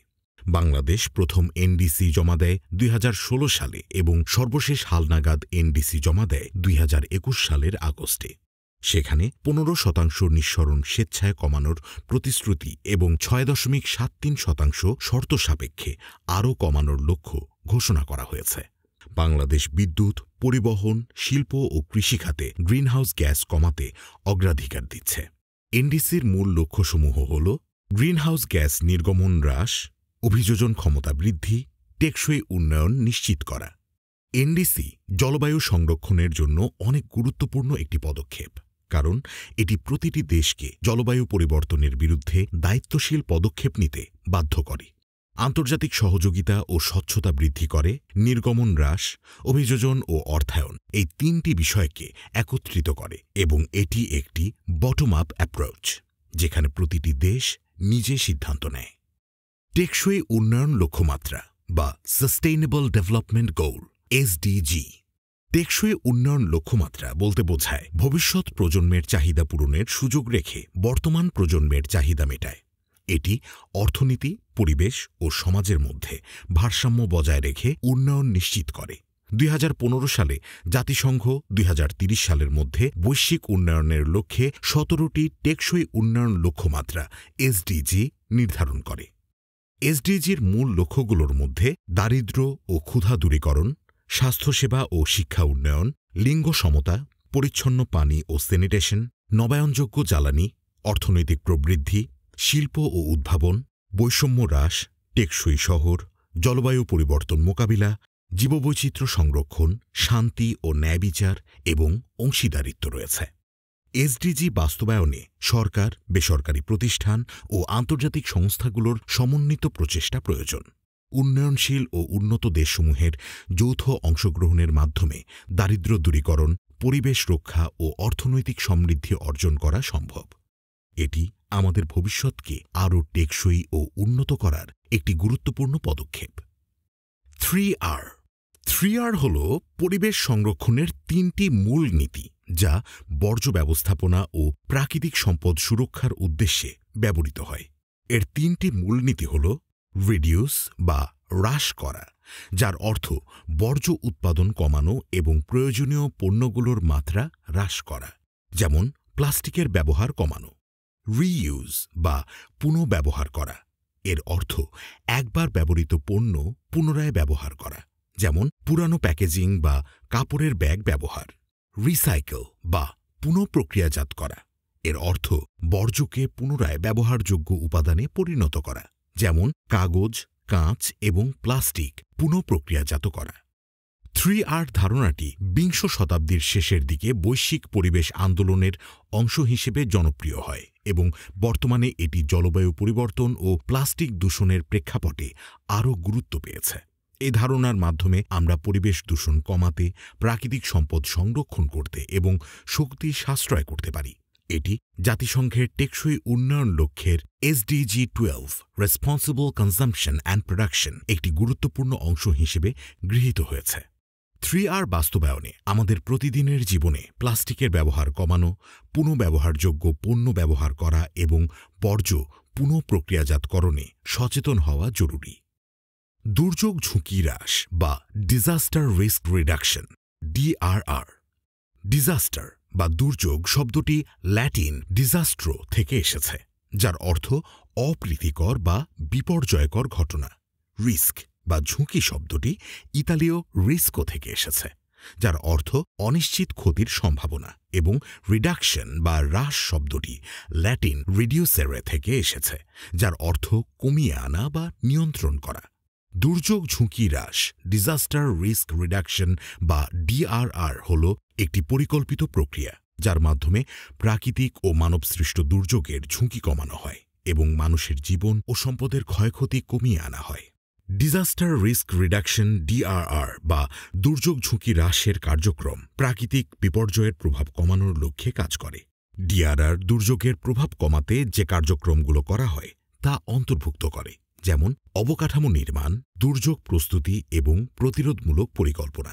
এর উদ্দেশ্য হল এমন ব্যবস্থা গ্রহণ করা যাতে দুর্যোগের ক্ষতি সীমিত থাকে এবং মানুষের জীবনের সুরক্ষা নিশ্চিত হয়। এর মূল লক্ষ্য হল দুর্যোগের সম্ভাব্য ক্ষতি কমানো, পূর্ব প্রস্তুতি নেওয়া এবং দুর্যোগ পরবর্তী পুনরুদ্ধার কার্যক্রম সহজতর করা। 1990-এর দশকে জাতিসংঘ দুর্যোগ প্রশমন কার্যক্রম বা UNISDR চালু করে, যা DRR ধারণার ভিত্তি তৈরি করে। 2005 সালে সেন্ডাই ফ্রেমওয়ার্ক গৃহীত হওয়ার পর DRR একটি বৈশ্বিক কৌশল হিসেবে স্বীকৃতি পায়। DRR ধারণাটি মূলত জাতিসংঘের দুর্যোগ ঝুঁকি হ্রাস কর্মসূচি UNDRR এবং বিভিন্ন আন্তর্জাতিক দুর্যোগ ব্যবস্থাপনা সংস্থা দ্বারা প্রচলিত হয়েছে। বর্তমানে জলবায়ু পরিবর্তনের কারণে DRR এর গুরুত্ব আরও বেড়েছে, বিশেষ করে উন্নয়নশীল দেশগুলোর জন্য। DRR সাধারণত বিশ্বব্যাপী দুর্যোগ ব্যবস্থাপনা, নাগরিক নিরাপত্তা এবং জলবায়ু পরিবর্তন অভিযোজন প্রকল্পে ব্যবহৃত হয়। DRR এর মূল স্তম্ভগুলো হল ঝুঁকি চিহ্নিতকরণ ও মূল্যায়ন, প্রতিরোধমূলক ব্যবস্থা, সচেতনতা ও শিক্ষা, সংকট মোকাবেলার সক্ষমতা বৃদ্ধি এবং সহনশীলতা বা রেজিলিয়েন্স তৈরি। ন্যায্য রূপান্তর বা জাস্ট ট্রানজিশনিং। ন্যায্য রূপান্তর ধারণাটি সর্বপ্রথম 1980-র দশকে মার্কিন শ্রমিক আন্দোলনে জনপ্রিয় হয়। এই শব্দটি প্রথম ব্যবহার করেন আমেরিকান শ্রমিক নেতা টনি ম্যাজোচ্চি, যিনি তেল, রাসায়নিক এবং পারমাণবিক শ্রমিক ইউনিয়ন বা oil, chemical and atomic workers international union OCAW-তে কাজ করতেন। জাস্ট ট্রানজিশনিং বা ন্যায্য রূপান্তর হল এমন একটি কাঠামো যার মূল লক্ষ্য জীবাশ্ম জ্বালানি ভিত্তিক অর্থনীতি থেকে টেকসই নিম্ন কার্বন অর্থনীতির দিকে সুষ্ঠুভাবে স্থানান্তর নিশ্চিত করা।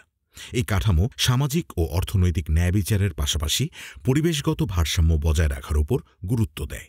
এটি বিশেষত শ্রমিক, নির্দিষ্ট সম্প্রদায় ও অর্থনীতিকে রক্ষা করার উপর জোর দেয়, যারা সবুজ অর্থনীতিতে রূপান্তরের ফলে নেতিবাচকভাবে প্রভাবিত হতে পারেন। বিশেষত যেসব শ্রমিক ও অর্থনীতি কয়লা, তেল ও গ্যাস শিল্পের ওপর নির্ভরশীল।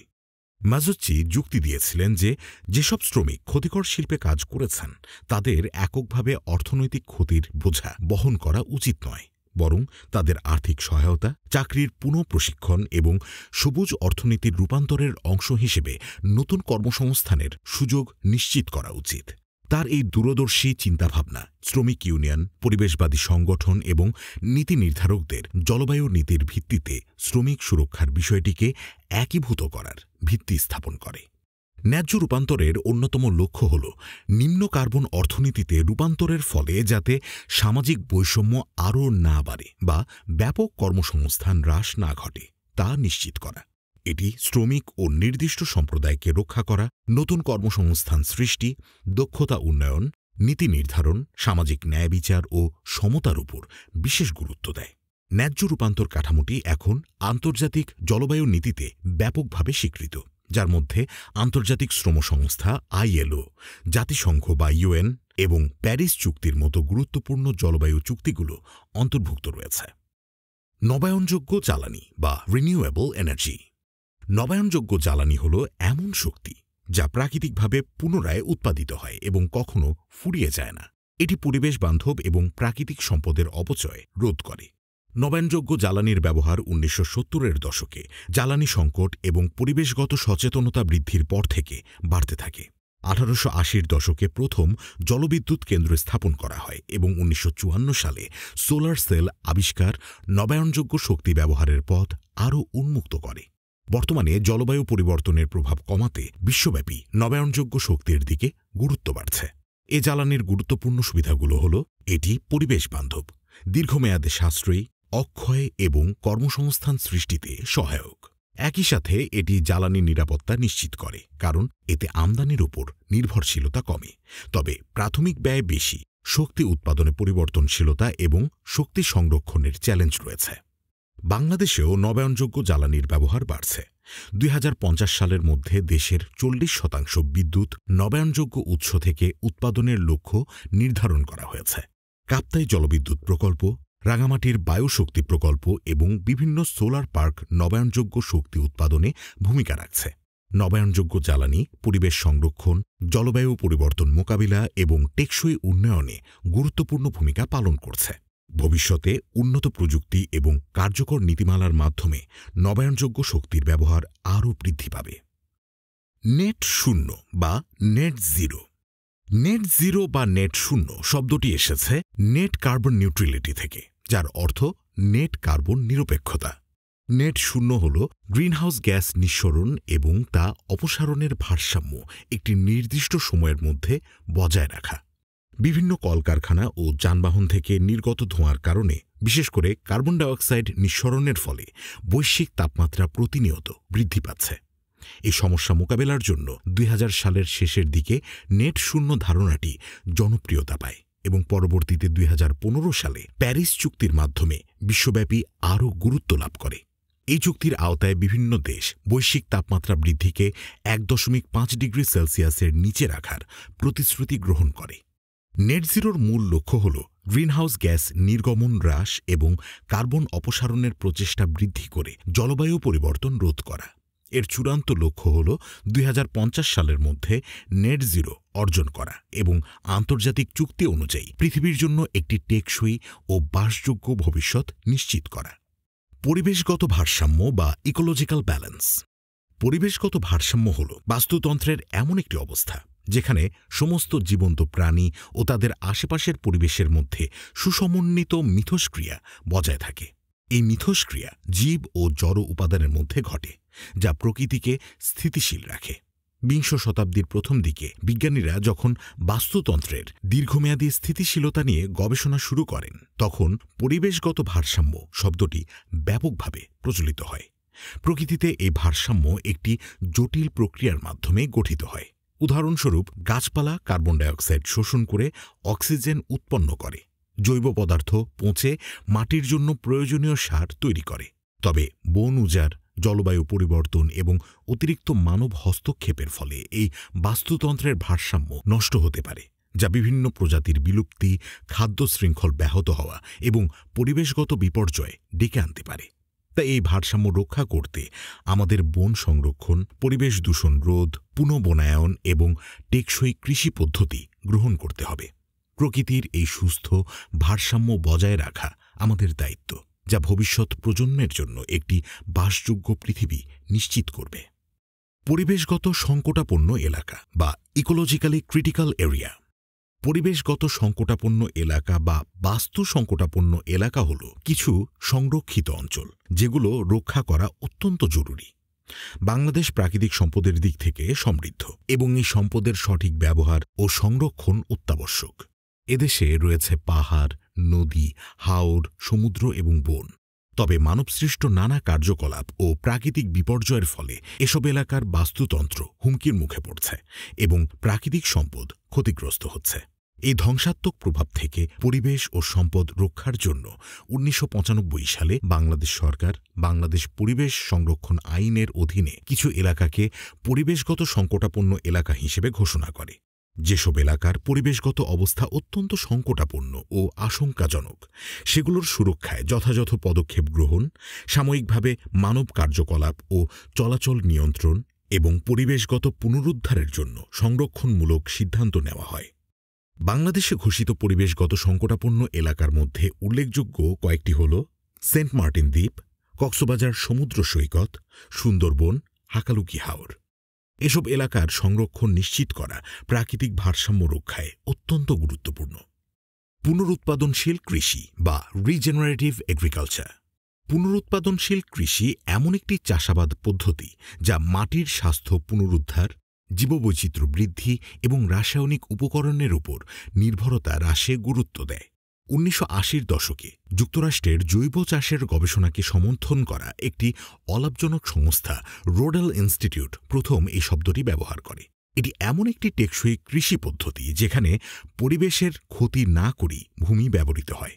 বাংলাদেশে কৃষি জীবিকা ও খাদ্য নিরাপত্তার জন্য অত্যাবশ্যক। এখানে কভার ক্রপিং, নো টিল চাষ, কম্পোস্টিং, কৃষি বনায়ন এবং ঘূর্ণায়মান চারণের মতো পুনরুৎপাদনশীল কৃষি পদ্ধতি ক্ষয়প্রাপ্ত মাটি পুনরুদ্ধারে সহায়তা করে, মাটির পানি ধারণ ক্ষমতা বাড়ায়, বন্যা ও খরার মতো জলবায়ু পরিবর্তনের প্রভাবের বিরুদ্ধে স্থিতিস্থাপকতা বৃদ্ধি করে, কৃত্রিম সার ও কীটনাশকের ব্যবহার হ্রাস করে, গ্রিনহাউস গ্যাস নির্গমন কমায়। এছাড়াও পুনরুৎপাদনশীল কৃষি উৎপাদন খরচ কমায়, ফসলের ফলন বৃদ্ধি করে, কৃষকদের টেকসই জীবিকা নির্বাহে সহায়তা করে।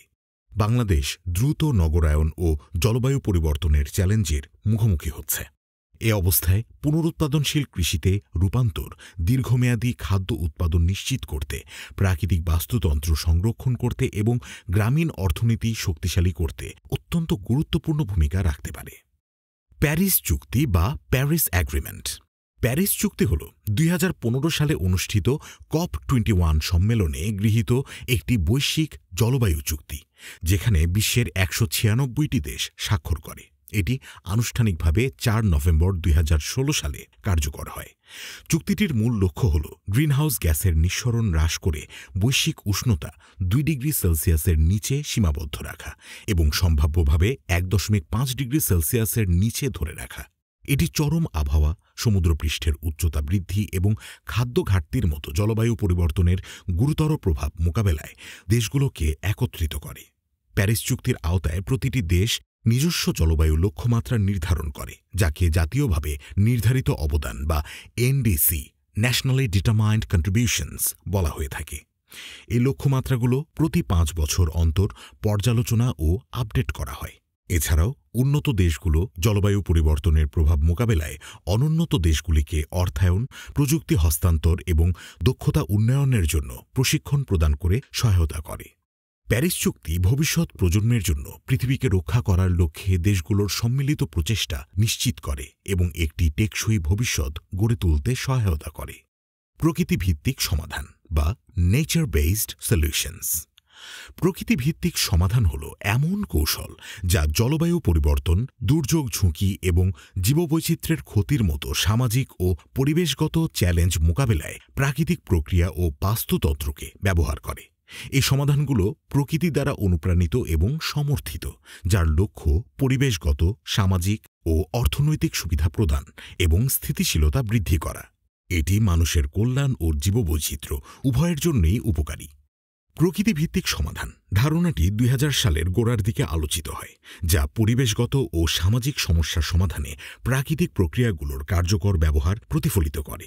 এর কিছু উদাহরণ হল উপকূলীয় সুরক্ষা, উপকূল রেখার ক্ষয়রোধ এবং সামুদ্রিক প্রাণীর আবাসস্থল তৈরির জন্য ম্যানগ্রোভ বন পুনরুদ্ধার, শহরের তাপমাত্রা নিয়ন্ত্রণ, শহরে পার্ক ও সবুজ ছাদ তৈরি করা যা বায়ুর মান উন্নত করে ও তাপমাত্রা কমায়, কৃষিতে পরিবেশ বান্ধব উদ্যোগ, ফসলের সঙ্গে গাছের সমন্বয়, অ্যাগ্রোফরেস্ট্রি যা জীববৈচিত্র্য সংরক্ষণ ও মাটির স্বাস্থ্য উন্নত করে, প্রাকৃতিক শক্তিকে কাজে লাগিয়ে জলবায়ু পরিবর্তন মোকাবেলা, দুর্যোগ ঝুঁকি হ্রাস, খাদ্য ও পানি নিরাপত্তা, জীববৈচিত্র্য সংরক্ষণ এবং মানব স্বাস্থ্য সুরক্ষা নিশ্চিত করা প্রকৃতিভিত্তিক সমাধানের মূল লক্ষ্য। প্রকৃতিভিত্তিক সমাধান বাস্তবায়নের মাধ্যমে একটি টেকসই ও স্থিতিস্থাপক সমাজ গঠন করা সম্ভব, যা ভবিষ্যৎ প্রজন্মের জন্য একটি নিরাপদ ও ভারসাম্যপূর্ণ পরিবেশ নিশ্চিত করবে। প্রতিক্রিয়া চক্র বা ফিডব্যাক লুপ। জলবায়ু প্রতিক্রিয়া চক্র হল এমন একটি প্রক্রিয়া যেখানে জলবায়ুর পরিবর্তনের ফলে পরিবেশে ইতিবাচক বা নেতিবাচক প্রতিক্রিয়া সৃষ্টি হয়। বিংশ শতাব্দীর মাঝামাঝি সময়ে যখন গবেষকরা পৃথিবীর শক্তির ভারসাম্য নিয়ে গবেষণা করেন, তখন জলবায়ু বিজ্ঞানে প্রতিক্রিয়া চক্র শব্দটি প্রথম ব্যবহৃত হয়। ইতিবাচক প্রতিক্রিয়া চক্র জলবায়ু পরিবর্তনকে ত্বরান্বিত করে এবং বিশ্ব উষ্ণায়নকে আরও খারাপ করে তোলে। উদাহরণস্বরূপ, বরফ গলা প্রভাব। বরফ গলে সমুদ্রপৃষ্ঠের উচ্চতা বৃদ্ধি পায়, যা উপকূলীয় অঞ্চলে বন্যার ঝুঁকি বাড়ায়। বন ধ্বংসের প্রভাব। কম গাছপালা মানে কম CO2 শোষণ, যা বাতাসে কার্বন ডাইঅক্সাইডের পরিমাণ বাড়িয়ে তোলে এবং পৃথিবীকে আরও উষ্ণ করে।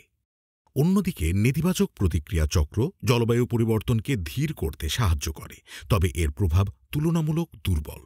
উদাহরণস্বরূপ, গাছপালার বৃদ্ধি। গাছপালা যত বৃদ্ধি পায় তত CO2 শোষণের পরিমাণ বাড়ে, যা গ্রিনহাউস গ্যাস হ্রাস করে। সমুদ্রের ভূমিকা।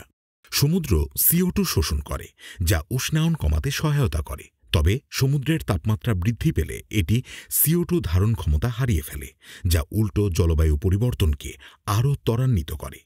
বর্তমানে ইতিবাচক প্রতিক্রিয়া চক্রগুলোর প্রভাব নেতিবাচক চক্রগুলোর তুলনায় বেশি, যা জলবায়ু সংকটকে আরও গভীর করে তুলছে।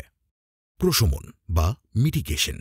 পরিবেশগত প্রশমন বলতে বোঝায় মানুষের কার্যকলাপের ফলে সৃষ্ট প্রকৃতির ক্ষতি কমানো বা প্রতিকার করার জন্য গৃহীত কার্যকর পদক্ষেপ। এই ধারণাটি 1960 ও 1970-এর দশকে জনপ্রিয় হয়ে ওঠে, যখন পরিবেশগত প্রভাব মূল্যায়ন বা এনভায়রনমেন্টাল ইম্প্যাক্ট অ্যাসেসমেন্ট বা EIA বিভিন্ন উন্নয়ন প্রকল্পের পরিবেশগত প্রভাব বিশ্লেষণ করা শুরু করে। প্রশমনের মূল লক্ষ্য হল পরিবেশ থেকে গ্রিনহাউস গ্যাস নির্গমন হ্রাস করে বৈশ্বিক উষ্ণায়নের প্রভাব কমানো এবং প্রাকৃতিক ভারসাম্য রক্ষা করা। তবে প্রশমন বাস্তবায়নের ক্ষেত্রে কিছু চ্যালেঞ্জও রয়েছে। দুর্বল পরিকল্পনা এবং অর্থের অভাব অনেক পদক্ষেপ বাস্তবায়নকে কঠিন করে তুলতে পারে, কিন্তু পরিবেশগত সমস্যার সমাধানে উন্নত প্রযুক্তির প্রয়োজন, যা সবসময় সহজলভ্য নয়। তাছাড়া দুর্বল আইন ও নিয়মের অস্পষ্টতা কার্যকর প্রয়োগ বাধাগ্রস্ত করতে পারে। এই চ্যালেঞ্জগুলো মোকাবেলার জন্য সরকার, ব্যবসায়িক প্রতিষ্ঠান ও স্থানীয় জনগণের মধ্যে সমন্বিত পরিকল্পনা, পর্যাপ্ত সম্পদের সংস্থান, কঠোর আইন প্রয়োগ ও সামাজিক ঐক্যমত প্রয়োজন। সম্মিলিত প্রচেষ্টার মাধ্যমেই আমরা পরিবেশগত প্রশমন নিশ্চিত করতে পারব এবং পৃথিবীকে আরও বাসযোগ্য করে তুলতে পারব। বায়ুমান সূচক বা এয়ার কোয়ালিটি ইন্ডেক্স AQI। বায়ুমান সূচক হল একটি মান নির্দেশক যা বাতাসের গুণমান এবং এর সম্ভাব্য স্বাস্থ্যগত প্রভাব সম্পর্কে জনসাধারণকে অবহিত করতে ব্যবহৃত হয়। এটি বিভিন্ন বায়ু দূষণকারীর ঘনত্বকে একটি সহজ সংখ্যাসূচক স্কেলে রূপান্তর করে, যাতে মানুষ বায়ু দূষণের মাত্রা বুঝতে পারে এবং প্রয়োজনীয় সতর্কতামূলক ব্যবস্থা গ্রহণ করতে পারে। AQI 6টি ভাগে বিভক্ত: প্রতিটি নির্দিষ্ট সূচক তার মান, রঙের কোড এবং স্বাস্থ্য পরামর্শ নির্দেশ করে।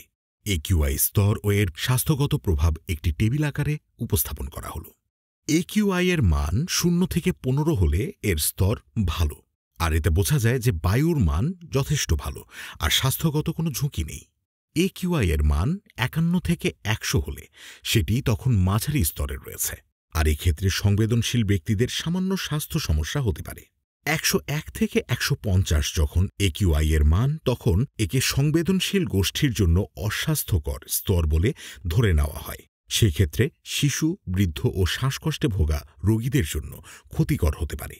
151 থেকে 200 একিউআই এর মান যখন হয়, তখন এটি সম্পূর্ণ অস্বাস্থ্যকর। সকলের জন্য তখন স্বাস্থ্য ঝুঁকি তৈরি করতে পারে, তবে সংবেদনশীল গোষ্ঠীর জন্য তা আরও বেশি ক্ষতিকর। একিউআই এর মান যখন 201 থেকে 300, তখন সেটি অত্যন্ত অস্বাস্থ্যকর বা ভেরি আনহেলদি, আর সেক্ষেত্রে গুরুতর স্বাস্থ্য সমস্যার সৃষ্টি করতে পারে। তাই জনসাধারণকে সতর্ক থাকা প্রয়োজন। আর সর্বশেষ যখন একিউআই এর মান 301 থেকে 500 পর্যন্ত, তা বিপজ্জনক বা হ্যাজার্ডাস, জরুরি স্বাস্থ্য পরিস্থিতির সৃষ্টি করতে পারে এবং সম্পূর্ণ জনসংখ্যা এতে ক্ষতিগ্রস্ত হতে পারে। নির্দিষ্ট গড় সময়ের মধ্যে দূষণকারীর ঘনত্বের ভিত্তিতে এয়ার কোয়ালিটি ইন্ডেক্স বা একিউআই নির্ধারণ করা হয়। প্রতিটি দূষণকারীর ঘনত্বকে একটি মানসম্মত সূচক ব্যবহার করে একিউআই স্কেলে রূপান্তর করা হয়। সাম্প্রতিক বছরগুলোতে বায়ু দূষণের দিক দিয়ে বাংলাদেশ বিশ্বের অন্যতম দূষিত দেশ হিসেবে পরিচিত হয়েছে। 2024 সালে বাংলাদেশ বিশ্বের দ্বিতীয় সর্বাধিক দূষিত দেশ হিসেবে তালিকাভুক্ত হয়, যেখানে PM2.5 এর মাত্রা বিশ্ব স্বাস্থ্য সংস্থা WHO সুপারিশকৃত সীমার তুলনায় প্রায় 15 গুণ বেশি ছিল। 2023 সালে ঢাকার বাসিন্দারা মাত্র 8 দিন ভালো মানের বায়ু উপভোগ করতে পেরেছিলেন, যা গত 8 বছরের মধ্যে সবচেয়ে খারাপ পরিস্থিতি। সে বছরের বার্ষিক গড় একিউআই ছিল 171, যা অস্বাস্থ্যকর শ্রেণীতে পড়ে এবং শ্বাসযন্ত্র ও হৃদরোগজনিত ঝুঁকি বৃদ্ধি করে। উচ্চমাত্রার বায়ুদূষণ মানুষের স্বাস্থ্যে মারাত্মক প্রভাব ফেলে।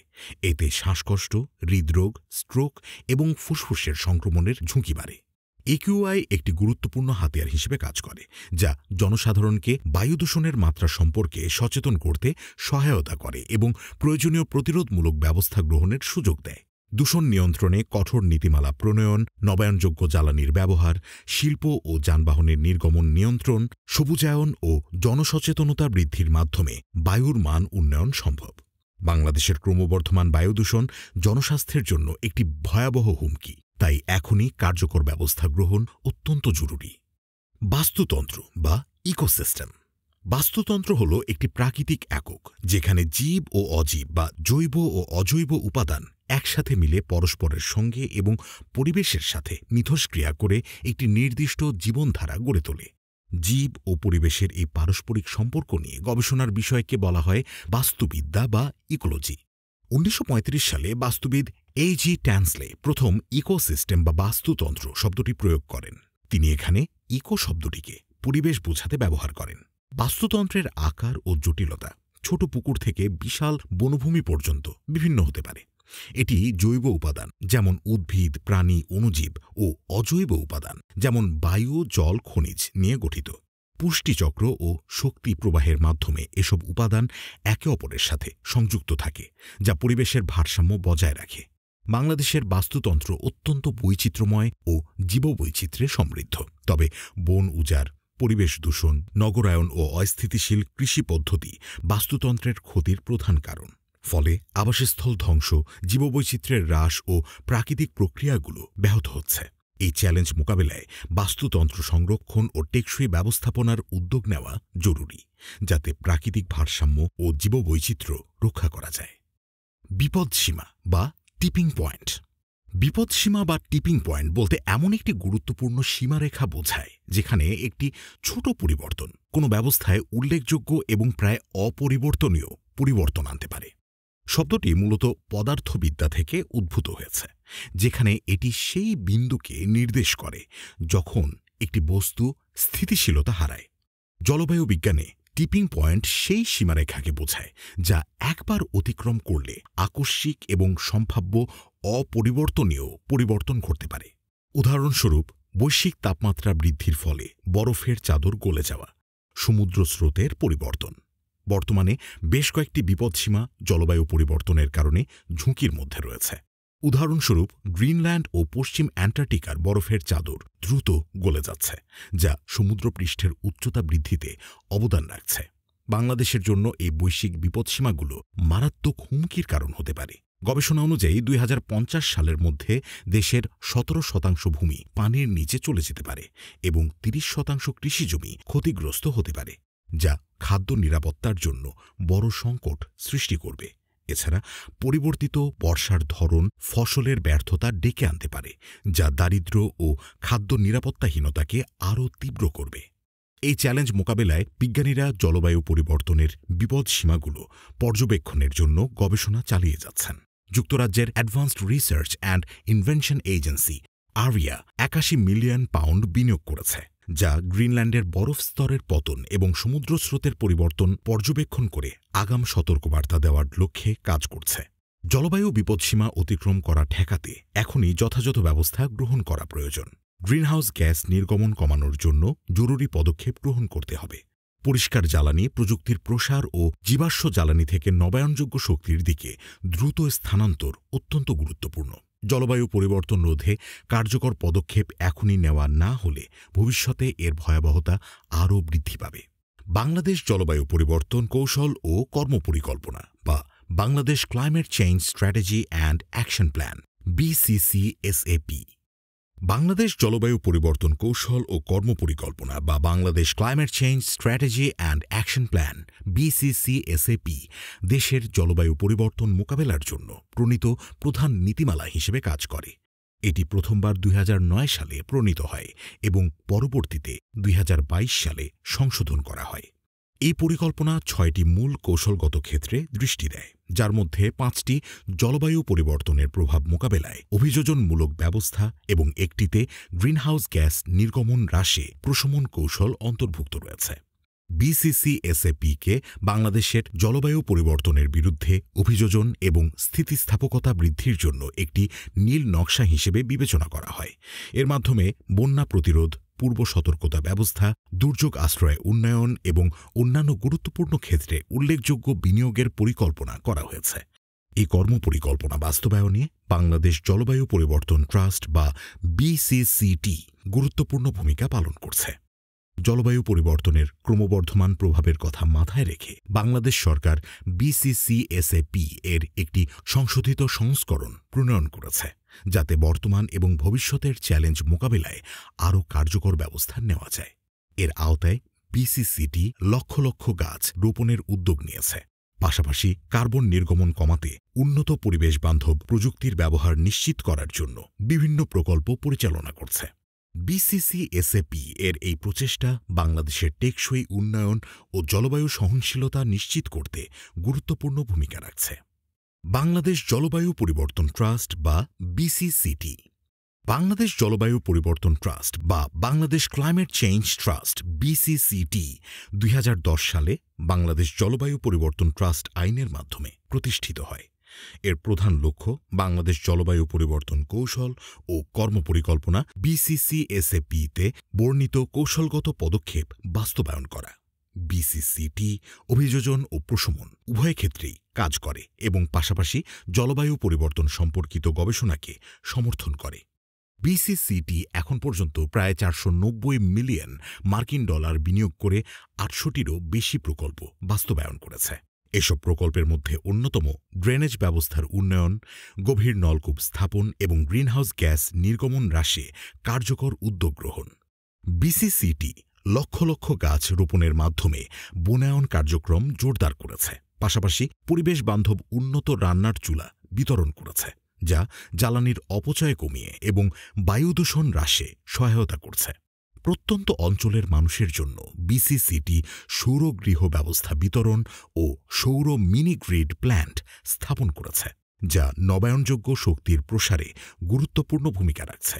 এছাড়াও BCCT সৌর রোড ল্যাম্প স্থাপন, জল পরিশোধন প্রকল্প বাস্তবায়ন এবং গৃহস্থালী ও সম্প্রদায় পর্যায়ে বায়োগ্যাস প্ল্যান্ট স্থাপনে সহায়তা করেছে। এসব উদ্যোগ জলবায়ু পরিবর্তনের বিরূপ প্রভাব মোকাবেলা এবং দেশের পরিবেশগত স্থিতিশীলতা নিশ্চিত করতে গুরুত্বপূর্ণ অবদান রাখছে। বৃক্ষরোপণ ও পুনঃবনায়ন, আফরেস্টেশন অ্যান্ড রিফরেস্টেশন। বৃক্ষরোপণ হল এমন একটি প্রক্রিয়া যার মাধ্যমে গাছপালা রোপণ করে এমন অঞ্চলে বনায়ন সৃষ্টি করা হয় যেখানে পূর্বে কোনো বনাঞ্চল ছিল না। এটি পরিবেশগত সংকট মোকাবেলায় একটি কার্যকর কৌশল হিসেবে বিবেচিত। বৃক্ষরোপণের মাধ্যমে কার্বন ডাইঅক্সাইড শোষণ, মাটির ক্ষয়রোধ, বায়ু ও পানির গুণমান উন্নয়ন, জীববৈচিত্র্য সংরক্ষণ সহ জলবায়ু পরিবর্তন প্রশমনে গুরুত্বপূর্ণ অবদান রাখা যায়। বিশ্বব্যাপী, বিশেষ করে গ্রীষ্মমণ্ডলীয় অঞ্চলে ২০০০ সাল থেকে বনভূমি ধ্বংসের হার উল্লেখযোগ্য হারে বেড়েছে। যদিও সাম্প্রতিক বছরগুলোতে এই হার কিছুটা হ্রাস পেয়েছে, তবুও বনভূমি রক্ষার জন্য অধিকতর উদ্যোগ গ্রহণ প্রয়োজন। বাংলাদেশে বনভূমির পরিমাণ এখনও কাঙ্ক্ষিত মাত্রার নিচে রয়েছে। ভূমি ব্যবহারের পরিবর্তন ও অন্যান্য কারণে বনভূমির ওপর ব্যাপক চাপ সৃষ্টি হয়েছে। তবে সরকার ইতোমধ্যে বিভিন্ন বনায়ন ও পুনঃবনায়ন প্রকল্প গ্রহণ করেছে, বিশেষ করে উপকূলীয় অঞ্চলে। উপকূলীয় ম্যানগ্রোভ বনায়ন প্রকল্প ও জলবায়ু সহনশীল অংশগ্রহণমূলক বনায়ন উদ্যোগে সরকারি ও বেসরকারি সংস্থাগুলোর সক্রিয় অংশগ্রহণ রয়েছে। এসব প্রকল্পের মূল লক্ষ্য হল বৃক্ষরোপণের হার বৃদ্ধি, জলবায়ু পরিবর্তনের ক্ষতিকর প্রভাব মোকাবিলা এবং স্থানীয় জনগোষ্ঠীর জীবিকা নিশ্চিত করা। বন একটি নির্দিষ্ট এলাকার ফুসফুস স্বরূপ। এটি শুধু অক্সিজেন সরবরাহ করে না, পাশাপাশি কার্বন ডাইঅক্সাইড শোষণ, পানি ধারণ, জীববৈচিত্র্য সংরক্ষণ ও প্রাণীর আবাসস্থল রক্ষার মতো গুরুত্বপূর্ণ ভূমিকা পালন করে। কিন্তু প্রাকৃতিক দুর্যোগ ও মানবসৃষ্ট কর্মকাণ্ডের ফলে অনেক বন ধ্বংস হয়ে যাচ্ছে। যেসব এলাকায় একসময় বন ছিল, কিন্তু দাবানল, দুর্যোগ, জনবসতি স্থাপন বা অন্যান্য কারণে সেগুলো ধ্বংস হয়েছে, সেসব স্থানে নতুন করে পরিকল্পিত বন সৃষ্টি করাকে পুনঃবনায়ন বলা হয়। সুন্দরবন প্রতিবছর জলবায়ু পরিবর্তন ও মানবসৃষ্ট কারণে প্রচুর গাছ এবং বিপন্ন প্রাণী প্রজাতি হারাচ্ছে, অথচ এটি বাংলাদেশ সহ আশেপাশের অঞ্চলের জন্য একটি গুরুত্বপূর্ণ প্রাকৃতিক রক্ষাকবচ হিসেবে কাজ করে। বনজ সম্পদ রক্ষায় এবং পরিবেশের ভারসাম্য বজায় রাখতে পুনঃবনায়ন কার্যক্রম জোরদার করা অত্যন্ত জরুরি। এর জন্য জনসচেতনতা বৃদ্ধি ও সম্মিলিত উদ্যোগ গ্রহণ করতে হবে। পরিবেশ রক্ষায় আমাদের সকলের সক্রিয় অংশগ্রহণ নিশ্চিত করতে হবে। বৃত্তাকার অর্থনীতি বা সার্কুলার ইকোনমি। বৃত্তাকার অর্থনীতি হল বর্জ্য হ্রাস করে পুনঃব্যবহার, মেরামত এবং পুনর্ব্যবহারযোগ্য উৎপাদনে রূপান্তরের মাধ্যমে পণ্যের স্থায়িত্ব বৃদ্ধি করার একটি পদ্ধতি। এটি ঐতিহ্যবাহী রৈখিক অর্থনীতির বিপরীতে কাজ করে, যেখানে take, make, throw away model অনুসরণ করা হয়। বৃত্তাকার অর্থনীতি যতটা সম্ভব দীর্ঘস্থায়ী উপকরণ ব্যবহারের উপর গুরুত্ব দেয়। এই ধারণাটি ১৯৮০ এবং ১৯৯০-এর দশকে জনপ্রিয় হয়ে ওঠে, যখন মানুষ বর্জ্য ব্যবস্থাপনা ও প্রাকৃতিক সম্পদের অতিরিক্ত ব্যবহারের ক্ষতিকর প্রভাব সম্পর্কে আরও সচেতন হতে শুরু করে। পরবর্তীতে অ্যালেন ম্যাকআর্থার ফাউন্ডেশন বিশ্বব্যাপী এই ধারণার প্রচারে গুরুত্বপূর্ণ ভূমিকা রাখে। এই ব্যবস্থার গুরুত্বপূর্ণ দিকগুলোর মধ্যে রয়েছে দীর্ঘস্থায়ী পণ্য ডিজাইন করা, কেনার পরিবর্তে ভাড়া নেওয়া ও ভাগ করে ব্যবহার করার মতো নতুন ব্যবসায়িক মডেল গ্রহণ করা, পুনর্ব্যবহারযোগ্য অবকাঠামো উন্নত করা এবং বর্জ্য ব্যবস্থাপনার জন্য প্রযুক্তির কার্যকর ব্যবহার নিশ্চিত করা। এই মডেলের অনেক সুবিধা রয়েছে। এটি দূষণ কমিয়ে এবং প্রাকৃতিক সম্পদ সংরক্ষণ করে পরিবেশ রক্ষায় সহায়তা করে, কর্মসংস্থান সৃষ্টি করে, ব্যয় হ্রাসের মাধ্যমে অর্থনীতির উন্নয়নে ভূমিকা রাখে এবং টেকসই জীবনযাত্রাকে উৎসাহিত করে। বিশ্বের বিভিন্ন ব্যবসা ইতোমধ্যে বৃত্তাকার অর্থনীতির ধারণা গ্রহণ করেছে। উদাহরণস্বরূপ, রিজিপ পুনঃব্যবহারযোগ্য প্যাকেজিং সরবরাহ করে। ফেয়ারফোন এমন স্মার্টফোন ডিজাইন করে যা সহজেই মেরামত করা যায়। আইকিয়া সম্পূর্ণ টেকসই আসবাবপত্র তৈরির দিকে কাজ করছে। অ্যাপিল এমন এক বিশেষ আবরণ তৈরি করেছে যা খাবারকে দীর্ঘদিন তাজা রাখে। বাংলাদেশে মেরামত, পুনঃব্যবহার ও বর্জ্য ব্যবস্থাপনার একটি দীর্ঘ ঐতিহ্য রয়েছে, যা বৃত্তাকার অর্থনীতির বিকাশে ইতিবাচক ভূমিকা রেখেছে। দেশের তৈরি পোশাক শিল্প প্রচুর পরিমাণে টেক্সটাইল বর্জ্য উৎপন্ন করে, যা পুনর্ব্যবহার ও আপসাইক্লিংয়ের সুযোগ সৃষ্টি করে। তবে সীমিত প্রযুক্তি, দুর্বল নীতি ও কম বিনিয়োগ এই অগ্রগতিকে বাধাগ্রস্ত করছে। অবকাঠামোগত উন্নয়ন এবং পুনর্ব্যবহারে বিনিয়োগ বাড়ানো হলে বাংলাদেশ বর্জ্য হ্রাস, সম্পদ সংরক্ষণ এবং টেকসই ভবিষ্যতের পথে আরও এগিয়ে যেতে পারবে। মরুকরণ বা ডেজার্টিফিকেশন। মরুকরণ হল শুষ্ক, অর্ধশুষ্ক ও নিম্ন আর্দ্রতাযুক্ত অঞ্চলে ভূমির অবক্ষয় প্রক্রিয়া, যা জলবায়ু পরিবর্তন ও মানব কার্যকলাপের কারণে ঘটে। এর ফলে উর্বর জমি মরুভূমিতে পরিণত হয় এবং ভূমির জৈবিক ও অর্থনৈতিক উৎপাদনশীলতা হ্রাস পায়। এটি কোনো প্রাকৃতিক মরুভূমি গঠনের প্রক্রিয়া নয়, বরং মানব কার্যকলাপ ও পরিবেশগত পরিবর্তনের ফলে সৃষ্ট একটি সমস্যা। বিশ্বজুড়ে মরুকরণের অসংখ্য উদাহরণ রয়েছে। খরা এবং অস্থিতিশীল ভূমি ব্যবহারের কারণে উত্তর আফ্রিকার সাহেল অঞ্চলে ১৯৬০-এর দশকে উল্লেখযোগ্য ভূমি অবক্ষয় ঘটেছে। মধ্য এশিয়ার আরাল সাগর মানবসৃষ্ট মরুকরণের সবচেয়ে স্পষ্ট উদাহরণ, যেখানে নদীর প্রবাহ পরিবর্তন করায় আরালকুম মরুভূমি গঠিত হয়েছে। এশিয়ার গোবি মরুভূমিও দিন দিন প্রসারিত হচ্ছে, যা চীনের অভ্যন্তরীণ অঞ্চল পর্যন্ত বিস্তৃত। বাংলাদেশকে শুষ্ক অঞ্চল হিসেবে শ্রেণীবদ্ধ করা না হলেও এটি দীর্ঘ শুষ্কতা এবং খরার সম্মুখীন হয়, বিশেষ করে দেশের পশ্চিম এবং উত্তর পশ্চিমাঞ্চলগুলো। বাংলাদেশের প্রায় ৪৩% ভূমি বিভিন্ন ধরনের অবক্ষয়ের দ্বারা প্রভাবিত। এর কারণগুলির মধ্যে রয়েছে খরা, ক্রমবর্ধমান শুষ্কতা, জনসংখ্যার চাপ, বন উজাড়, অনুপযুক্ত কৃষি পদ্ধতি, উপকূলীয় অঞ্চলে লবণাক্ততার অনুপ্রবেশ এবং নদীর তীর ভাঙন। পশ্চিম উত্তর পশ্চিমাঞ্চল, যা বরেন্দ্র অঞ্চল নামে পরিচিত, সেখানে মরুকরণের স্পষ্ট লক্ষণ দেখা যায়। মহাসাগর অম্লায়ন বা সমুদ্রের অম্লীকরণ, ওশেন অ্যাসিডিফিকেশন। মহাসাগর অম্লায়ন বা সমুদ্রের অম্লীকরণ হল পৃথিবীর মহাসাগরের পিএইচ লেভেলের ক্রমাগত হ্রাস, যা মূলত বায়ুমণ্ডল থেকে অতিরিক্ত কার্বন ডাইঅক্সাইড বা CO2 শোষণের কারণে ঘটে। শিল্প বিপ্লবের আগে সমুদ্রের গড় পিএইচ ছিল ৮.২, তবে মানব কার্যকলাপের ফলে বর্তমানে এটি কমে ৮.১ হয়েছে। CO2 সমুদ্রে দ্রবীভূত হয়ে কার্বনিক অ্যাসিড H2CO3 তৈরি করে, যা পরে বাইকার্বনেট ও হাইড্রোজেন আয়নে বিভক্ত হয়। এতে পানিতে ক্যালসিয়াম কার্বনেটের পরিমাণ কমে যায়। এর ফলে সামুদ্রিক প্রাণীদের খোলস ও কঙ্কাল তৈরিতে সমস্যা তৈরি হয়, বিশেষ করে ঝিনুক, সামুদ্রিক প্রবাল, সামুদ্রিক অর্চিন এবং প্লাঙ্কটনদের জন্য। প্রবাল প্রাচীরের বৃদ্ধি ধীর হয়ে যায় এবং ব্লিচিং, ক্ষয় ও ঝড়ের ঝুঁকি বেড়ে যায়।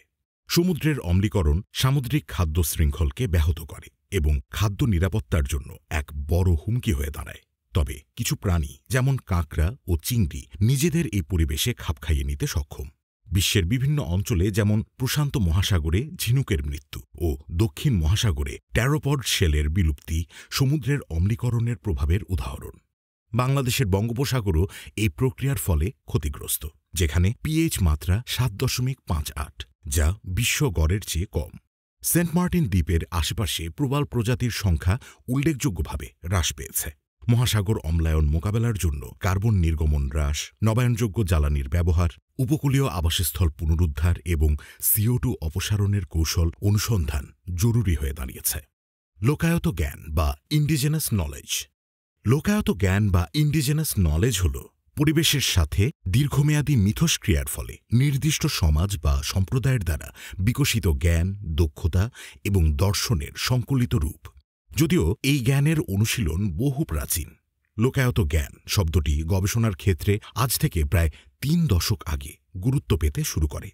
পরিবেশ সংরক্ষণ, চিকিৎসা, টেকসই কৃষি এবং সাংস্কৃতিক সংরক্ষণের ক্ষেত্রে এটি বিশ্বব্যাপী গুরুত্বপূর্ণ। আধুনিক বিজ্ঞানের পাশাপাশি বৈশ্বিক দৃষ্টিকোণ থেকে বর্তমানে এটিকে ক্রমবর্ধমানভাবে মূল্যায়ন করা হচ্ছে।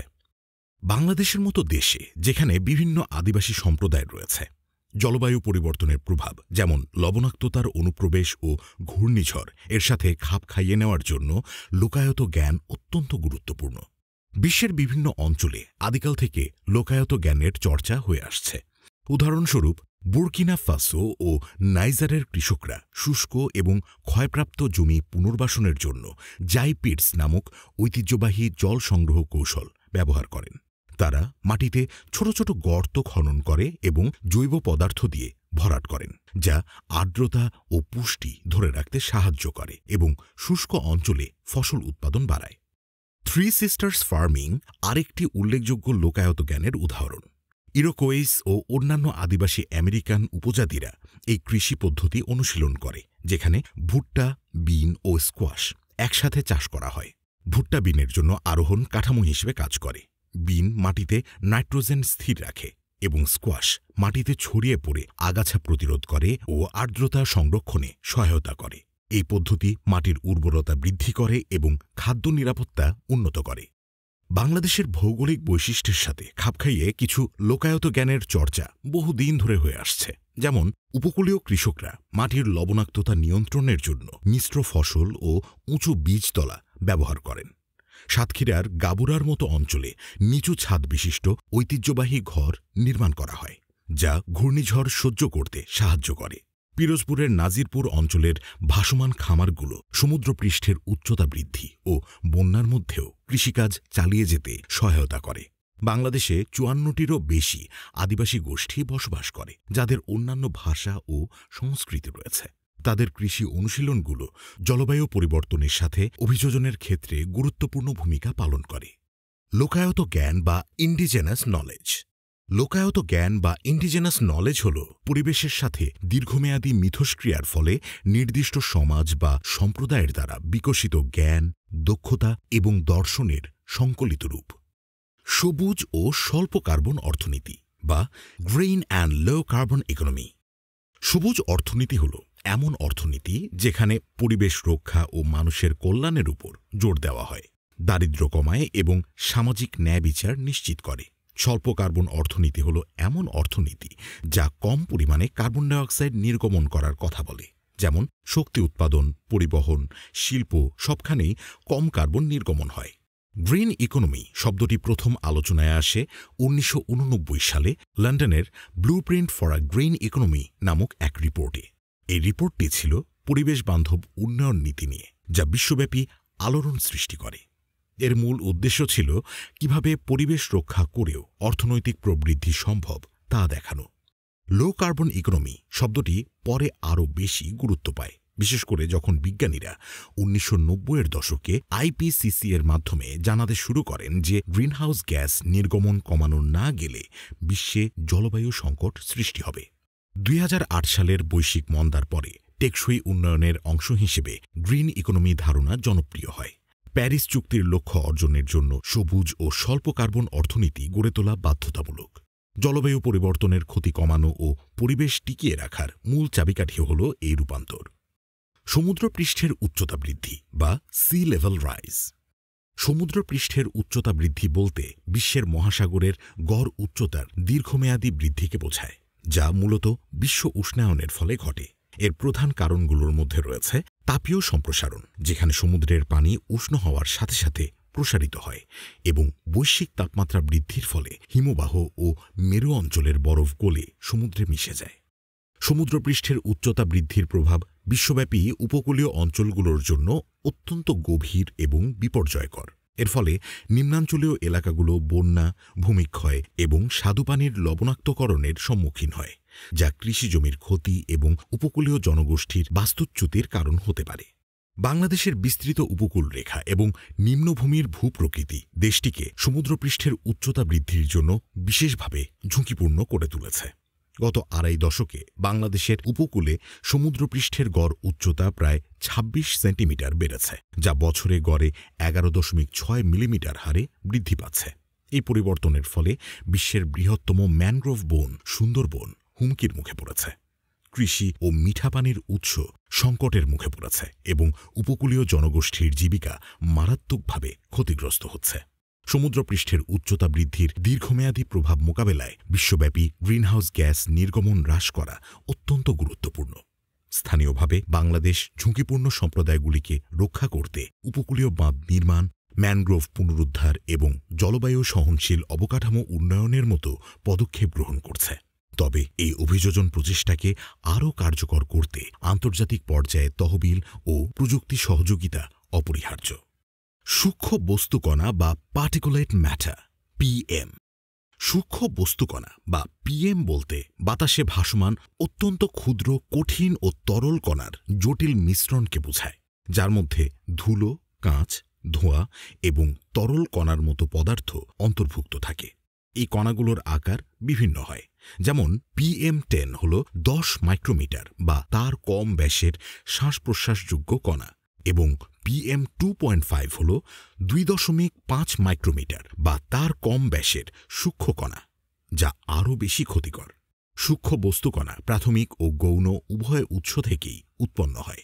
প্রাথমিক উৎসের কণাগুলি সরাসরি যানবাহনের নিষ্কাশন, শিল্প প্রক্রিয়া এবং দাবানলের মতো প্রাকৃতিক উৎস থেকে নির্গত হয়, আর গৌণ উৎসের কণাগুলি সালফার ডাই অক্সাইড বা SO2 এবং নাইট্রোজেন অক্সাইড NOx গ্যাসের সাথে রাসায়নিক বিক্রিয়ার মাধ্যমে বায়ুমণ্ডলে তৈরি হয়। PM2.5 কণা বিশেষভাবে উদ্বেগজনক, কারণ এটি ফুসফুসের গভীরে প্রবেশ করে রক্তপ্রবাহে মিশে যেতে পারে, যা শ্বাসযন্ত্রের সমস্যা, হৃদরোগ এবং মৃত্যুর হার বৃদ্ধিসহ মারাত্মক স্বাস্থ্য ঝুঁকি তৈরি করে।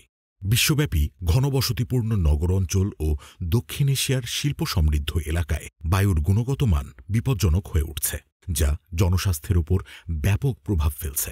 বায়ু দূষণ কমাতে একটি সমন্বিত ব্যবস্থা গ্রহণ করা জরুরি। এর মধ্যে যানবাহনের ব্যবহার হ্রাস, শক্তি সংরক্ষণ, খোলা জায়গায় কিছু না পোড়ানো, বায়ু পরিশোধকের ব্যবহার এবং সঠিক বায়ু চলাচল ব্যবস্থা নিশ্চিত করার মতো ব্যক্তিগত পদক্ষেপ অন্তর্ভুক্ত। একই সঙ্গে সরকারি ও সামাজিক উদ্যোগ গ্রহণ করা অত্যন্ত গুরুত্বপূর্ণ।